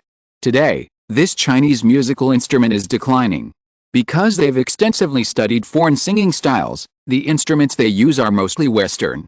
The singers have such a large stage, and the accompaniment team is incredibly impressive. But if they need Chinese instruments, they'll have to go back to the conservatory. After listening for a long time, Yukai bought the teacher a bottle of water before leaving. Unlike other singers who sell music at subway stations, this teacher isn't in it for the money. She simply wants to let more people enjoy the sound of the guzheng. This is truly admirable. As they left the station, the weather wasn't good, a light drizzle began to fall. Yukai waited at the station entrance for a while, then spotted the ticket office not far away and simply walked over in the rain. The 50 yuan ticket price was a bit pricey for such a tourist attraction, but once inside, he discovered the academy was actually quite large, not just a few buildings as he'd imagined. This quaint architecture was Yukai's favorite, but the constant comings and goings did somewhat mar the atmosphere. In ancient times, scholars studied here, and the sound of daily readings echoed through the air, but that's no longer the case. Today, this is an affiliated college of Hunan University, home to graduate students, doctoral students, and other highly educated individuals. However, they lack the gravitas of ancient scholars. Entering the building and turning a corner, one arrives at the corridor. It's raining, and many people are sheltering inside. Watching the raindrops fall from the eaves offers a unique and captivating experience. Yukai regretted not bringing his camera, he longed to capture the raindrops hitting the ground. Walking along the corridor, he found a forest at the end, where leaves and rain drifted down, clinging to the ground. In the middle of the forest lay a man-made river, crossed by a small stone-arched bridge. Crossing the stone-arched bridge led to the main attraction of the scenic area, featuring rooms explaining the history of the academy, rooms where ancient teachers taught, and rooms where students attended classes. Various plaques are scattered throughout Yulu Academy, each with its own unique charm. Yukai felt confident that his own calligraphy would be even better. Now is the best time to visit Yulu Academy. After passing through the buildings, one can see a vast expanse of brilliant red maple leaves. The wind blew, and the maple leaves fluttered like fluttering butterflies, slowly falling to the ground, a scene of unique poignant beauty. The last attraction was the A1 Pavilion, mentioned in many poems, such as Tang Bo Whose I Paint the South of the Yangtze River, the waters sway, the maples on the A1 Pavilion are sad. Near the pavilion, there was a stone tablet explaining the origin of its name, claiming it came from the famous poem, Stop the car and sit to enjoy the maple forest at dusk, the frosted leaves redder than February flowers. The A1 Pavilion boasted a double-eaved, 8-pillar structure and glazed green tiles. A flying dragon was carved on the corner of the roof, its head tilted upwards, as if ready to take flight. The plaque bore the 3 characters A1 Pavilion in gold on a red background. Your visit to Yulu Academy has improved your understanding of books. Yukai waited a moment. That was it? That was it? Yukai couldn't remember how long it had been since he'd read a book. It seemed like he hadn't read since graduating from college. Perhaps ebooks counted as books, too? Otherwise, Yukai had no idea what this reward was for. After leaving Yulu Academy, Yukai wandered around Hunan University. Feeling bored, he returned to his hotel to write. He had to finish the book he had conceived. He had already chosen a name, after a list in the book, Langai Bang. Chapter 23 Return to Sweet City. Yukai would never write online novels again. Due to their unique nature, online novels often reach millions of words. Even novels with 2 or 3 million words are common, making them a waste of time to write. If one only wrote literary works and essays, the maximum would be around 500,000 words. Even if a popular novel needed a sequel, it could be delayed until there was time, unlike online novels, which demanded completion all at once. Recently, Chinese Paladin finally began to gain momentum, and Yukai's writing was undeniably captivating, bringing every character to life in the reader's mind. A work without a contract, without rewards or subscriptions, unexpectedly took first place on the recommended vote list. Perhaps the only drawback was its extremely short word count. Online, it only had 600,000 words. For readers, many books wouldn't even be read until they reached 1 million words. There were also over 10,000 comments. When Yukai opened the author's backstage, he was filled with messages threatening him to continue updating, threatening to lock him in his room and eat a bite of food after completing only 1 chapter. Haha, would I be afraid of your threats? Naive. Let me scare you first. Yukai first announced on Weibo that the update of Xianjian on Kishi.com would be suspended. Listening to the wailing and threats of countless readers, his Weibo followers increased by tens of thousands. The next day, after discussing with Rupa Culture, Yukai announced the news that the physical book would be released soon, and even sent out the finished physical book cover. This is also the first author in the past 10 years on Kishi.com who has launched a physical book on Kishi.com without signing a contract with Kishi. The news released by Yukai caused a debate within Kishi.com. Ginkgo stood in front of the editor-in-chief Filong, feeling a little helpless. There's no precedent for this before. We were the ones who took the initiative to sign the ebook rights for the physical book. Who knew Yukai would jump ship and release the physical book directly? Filong's expression was impassive, his fingers tapping fiercely on the table. I don't care what it was like when you signed him, but now we've become a laughingstock. He stood up, pointed at Ginkgo and said harshly, since he chose Kishi, he must have had intentions and hoped to be rewarded there. If you had seen the potential of this book earlier, what would have happened if you only signed the ebook rights? We'd have put in a little effort, and by now it would have been a hit. How much money did your decision cost the company? More seriously, now he's taking the book to other websites, how much traffic are we losing? If he didn't make a profit, he would lose money, like a diamond slipping through his fingers. A book like this was #1 on the recommended list on Public Works, news that would even make it into the Chronicle of Fiction. And yet, a book like this wasn't signed with Kishi? What if some other website acquired the ebook rights? If Yukai chose to release the online version elsewhere, would Kishi's readers follow suit? It's a traffic-driven society these days. Whether it's a celebrity or a website, as long as there's traffic, there's money to be made, regardless of quality. This is true of all the remakes these days, traffic-driven IP plus traffic-driven stars, essentially making money effortlessly. While they were discussing how to contact Yukai again to purchase the digital rights, Yukai was on his way home. His Weibo followers had skyrocketed over the past few days, and some of his old friends had heard about it. Then, his parents also learned that he had quit his job and was traveling. However, the old couple didn't blame him, simply encouraging him to go back when he had time. What else could they say? After working away from home for so long, Yukai felt a bit homesick, so after a few days in Hunan, he returned to his hometown, Xiancheng.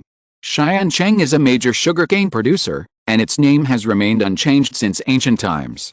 Xiancheng's location isn't particularly favorable.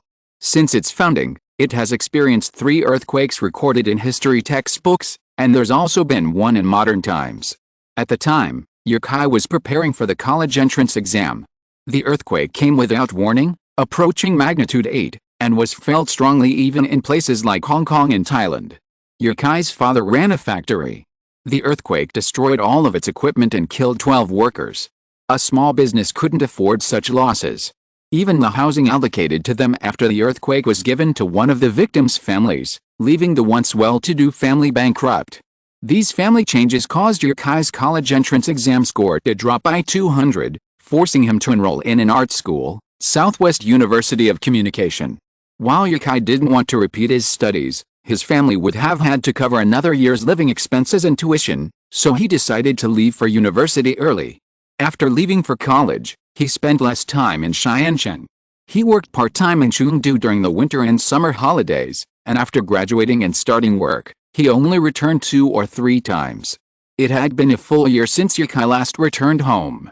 Last spring festival, Yukai was busy working private jobs, working late all night and unable to return home for the holiday. So, when his parents heard he'd quit to become a traveler, they weren't resentful, they were actually happy. At least they could see their son more often. The sky over Xiancheng was gray. Industrial pollution was rampant in this third-tier city, and the air quality was mostly mild. It could reach severe levels during bad weather. Yukai had always wanted to buy a house in another city, essentially wanting to make his parents' lives better. Passing by Wanda Plaza, Yukai walked into a barbecue restaurant. The restaurant was less than 3 meters wide, part of it occupied by the bar, leaving only a little over a meter for customers to walk through. The restaurant could accommodate 6 tables. Mom. Lee Meili, who was watching a TV series at the bar, looked up in surprise. It was indeed her son's return, the voice she had longed for. Ziokai is back? Oh, you're finally back, or I'd have forgotten what you looked like. Lee Meili hurried out, pinched Yukai's face, and measured his height. You've actually grown taller? You should be 1.8 meters now, right? You're getting more and more handsome. Have you found a girlfriend? Mom. Yukai cried helplessly. Okay, Mom won't say anymore. My son is so handsome that there will be no problem for girls to like him. Where's Dad? He went to buy groceries. He was so happy to know you were coming back. Ahem. Ye Ziuqiang walked in from outside the store carrying a bunch of vegetables. He looked serious and stared at Lee Meili and said, Nonsense. Yes, yes, yes. Lee Mei was not afraid of him. She said a few perfunctory words, then pushed Yukai to the store and turned over the closed sign, no longer accepting diners. Let your dad show you his skills. He has been grilling for a few years and his skills are getting better and better. Ahem. Lee Mei said and turned around and shouted, "Why are you coughing? Go and cook." Yi Xiuqiang was at a loss whether to laugh or cry, and said, "You have to let me have a word with Zioke. It's not time for dinner yet. Who cooks so early? Did you not eat lunch or did Zioke not eat?" Yukai raised his hand weakly and said, "I really didn't eat. Because Kichuang will block it, it will be changed to Kishi." Chapter 24, Searching for Riverdance. Time seemed to suddenly stop. Yi Xiuqiang's stern gaze swept over Yukai, sending chills down his spine. He instantly recalled the time he'd been spanked for mischief, the pain etched in his mind. "Okay, I'll go cook. You two can chat?" Yukai breathed a sigh of relief. Although Yi Xiuqiang hadn't hired him since he started high school, he still felt helpless whenever he saw his father's serious face. This building, over 300 meters from Wondet Plaza, was in a prime location. After his family's hardship, Yukai's uncle had used his connections to secure this space, even paying the rent and renovations. These days, it's hard to find a shop with a first-floor storefront and accommodation on the second floor. Yukai chatted briefly with his mother before heading into the kitchen to help his father. Outside, his mother chattered about recent family matters, cracking melon seeds. The shop's kitchen had been renovated this year, and 3 walls were lined with cabinets from top to bottom, except for one. That wall housed the range hood and barbecue grill. This grill was expensive. My parents hesitated for a long time when they first bought it, but it proved to be a steal, saving a lot of manpower. There's a small opening on one side for cooking. Judging by Yi Xiuqiang's demeanor, he's been in the kitchen for quite a while. His chopping and peeling skills rival those of a high-end restaurant chef, a skill that's truly heartbreaking. Yukai peeled garlic and whispered, "Has Mom been out of the kitchen for a while?" After a while, Yi Xiuqiang asked, "When did you quit? Why didn't you tell us?" "Less than a month ago. At that time, I wasn't sure if my decision was right, so I didn't dare tell you. When I quit my first job, my dad was so angry he almost picked up the bamboo sticks he'd left lying around for years." Yukai later realized he shouldn't have quit. Everyone's work life is like mine. The difference is that some people endure when they're wronged, while others don't. And this time, resigning. It was mainly because what happened to him was so unrealistic. Besides joy, I felt even more terrified. I was terrified that something like this could happen to me. Over time, Yukai grew accustomed to it. He let him be. After all, everything was moving in a positive direction. He now had nearly 500,000 yuan. If he moved a few more places, he could buy a house. Then his parents wouldn't have to live on the second floor of the shop. After all, the space was too cramped. In October, the preliminaries for the Huaxia photography competition began. 5 photos were required to be uploaded as a set. Yukai searched through the original footage and selected the best ones. He named them Sacred Mountain. If he won first prize, his set would be recommended by the Huaxia Photography Association for an international photography competition, the highest-ranking competition in the photography world. After staying at home for a while, Yukai bid farewell to his parents and embarked on his next journey. He still had a surge of inspiration when he arrived in Sweet City, but once the surge wore off, Yukai found he could still write along the same lines. He only occasionally stumbled, but for his initial self, it was a significant improvement. This was probably a bonus to his natural talent, but if it continued like this, wouldn't it be too terrifying? Not to mention the gifts he'd received previously, Yukai's Weibo account now boasts over 250,000 followers. Weibo alone has given Yukai 5 talent points. Because he wanted to make money, Yukai didn't choose a domestic city this time. He remembered the 300,000 yuan reward Huaxia had given him when he activated the system. So, this time, Yukai was going abroad. His destination, Ireland. When he was little, every New Year's Eve, Yukai would go to his grandfather's house with his parents to celebrate. While the adults played mahjong, Yukai and his older siblings would sit in front of the TV and watch the Spring Festival Gala. Yukai remembered it clearly. It was 2009, shortly after the Olympics. There was a dance number called Riverdance in the Spring Festival Gala that captivated Yukai for a long time. The lead dancer, in particular, was the one Yukai thought a fairy tale prince might look like. Later, learning that the dance number in the Spring Festival Gala was only a small part of river dance, Yukai longed to see the full, authentic version of the show in Ireland. His previous trips to the snowy regions had fueled Yukai's desire to travel. The beautiful scenery he saw and the experiences he had along the way, the intense sense of accomplishment and satisfaction it brought Yukai made him increasingly fond of the travel profession. Yukai had already obtained his visa for Ireland, but he found out that immigration was difficult, so he prepared a lot of information according to the travel guide. This time, Yukai's luggage was much smaller than for his trip to the snowy region. Besides a laptop and DSLR camera, he brought a change of clothes, planning to buy them once he arrived. Of course, he also packed all the necessary power banks and cables. Many people on Weibo, after reading Yukai's travelogue, urged him to live stream his next trip, so he also brought a selfie stick. It might sound like a lot, but it was the laptop and DSLR camera that took up most of the space. After posting his travel destination on Weibo, Yukai said goodbye to his parents and returned to Chengdu. His flight was at 1 a.m., so he didn't stay overnight in Chengdu and went straight to the airport to wait for his flight.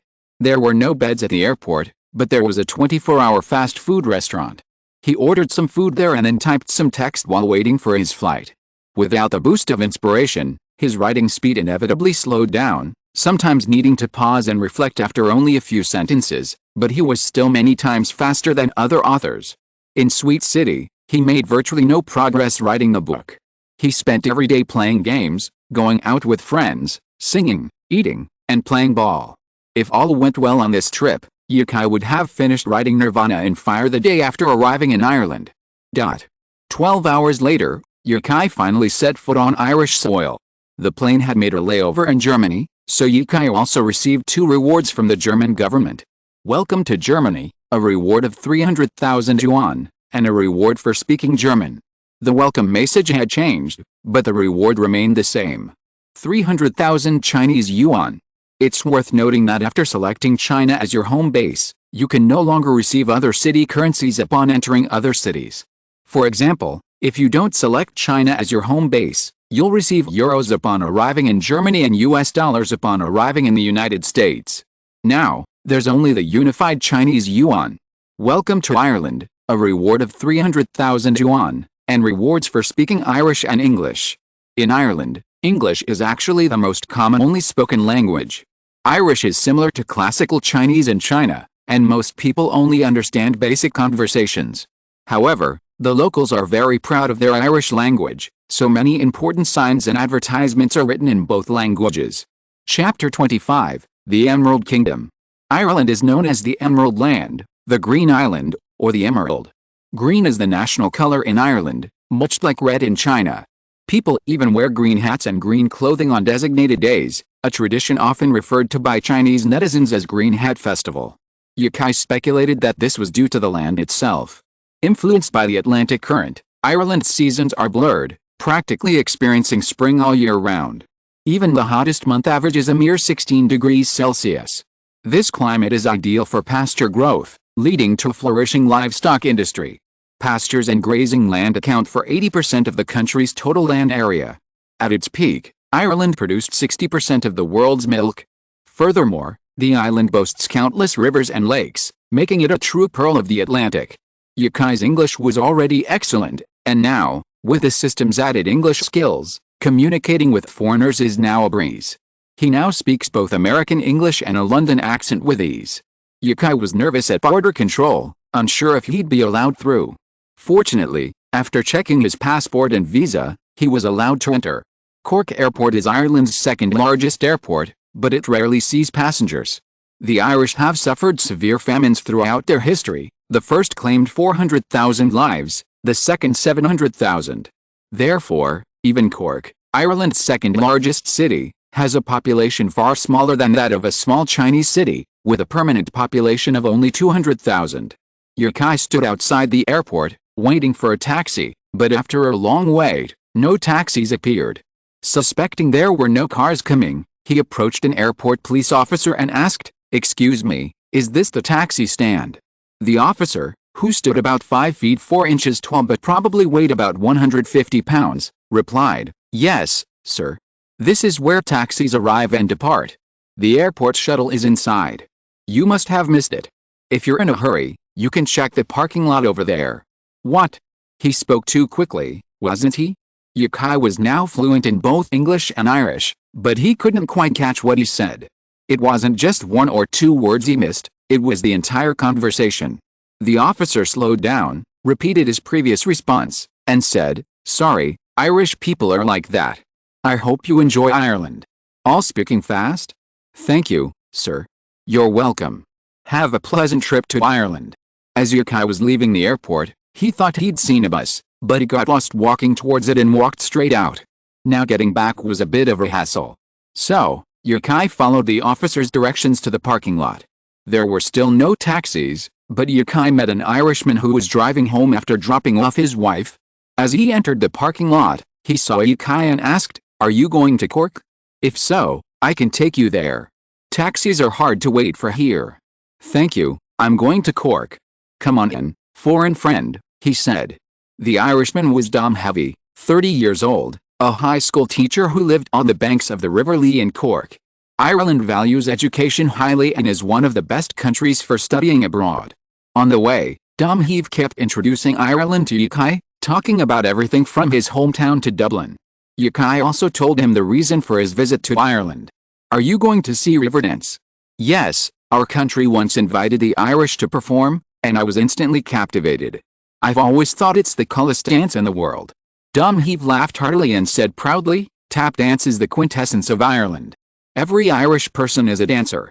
If we weren't in the car, I would definitely perform in front of you."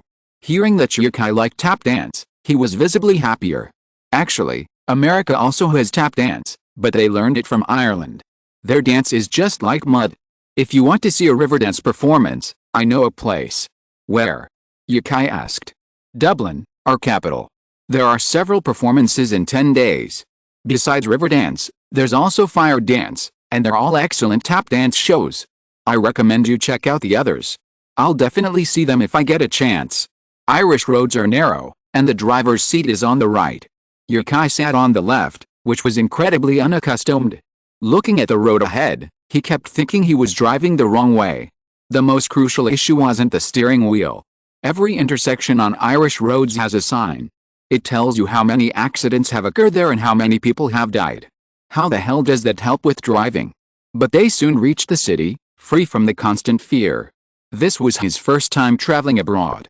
The Western-style architecture was a novelty, and he was also captivated by the Irish air, a stark contrast to the snowy regions. While the air in the snowy regions was fine, the oxygen was thin. Ireland didn't have that problem at all. The entire island was practically covered in vegetation, never withering year-round. They set off at 1 a.m. and, after 16 hours, rushed to catch up to the clock, arrived in Cork at 11 a.m. Yukai didn't even think about jet lag, he was incredibly excited. The most important thing now was to find a place to stay for the day and then savor some delicious Irish cuisine. After Dom he asked Yukai about it, they parked at a riverside hotel. The hotel sat on the banks of the River Lee. Its unique attic design allowed the balcony to jut out from the riverbank, hovering directly over the water. Cork's houses are typically low, even the hotel, which only has 3 stories. After entering the room, Yukai placed his backpack on the table and walked onto the balcony. Balconies like these are common in Western films. During his time as a photographer, Yukai often saw couples taking wedding photos there. It was a European style. Opening the balcony, he could see most of Cork, with a bend of the River Lee on the other side. Cork had built a wharf there, and 2 large cruise ships were currently docked there. The river in the riverbank formed a V-shape. The site passed through the houses on the opposite bank, and on the other side was the endless river. Ireland is a large plain. As long as you stand on a slightly higher place, you can see the whole city. This hotel is a famous scenic hotel, and it costs €300 a night. That is more than 2,000 Chinese yuan. It's okay to stay for one night, but if you stay longer, even if Yukai has easy money, he will feel bad. Yukai took a photo in the room, and then stood on the balcony to take a panoramic photo of Cork, posted it on his Weibo, and left a message. After a day of flying, I finally arrived in Ireland. Now I am standing in a hotel in Cork, ready to go out to find Irish food. I will start a live broadcast in half an hour, B Station Live Broadcast Room. End of this chapter. Thank you very much for reaching the end. Don't forget to like. Looking for more exclusive content and immediate access? Subscribe to our Patreon. Remember, every like, subscription, or donation encourages us to continue. Thanks to everyone. See you in the next video.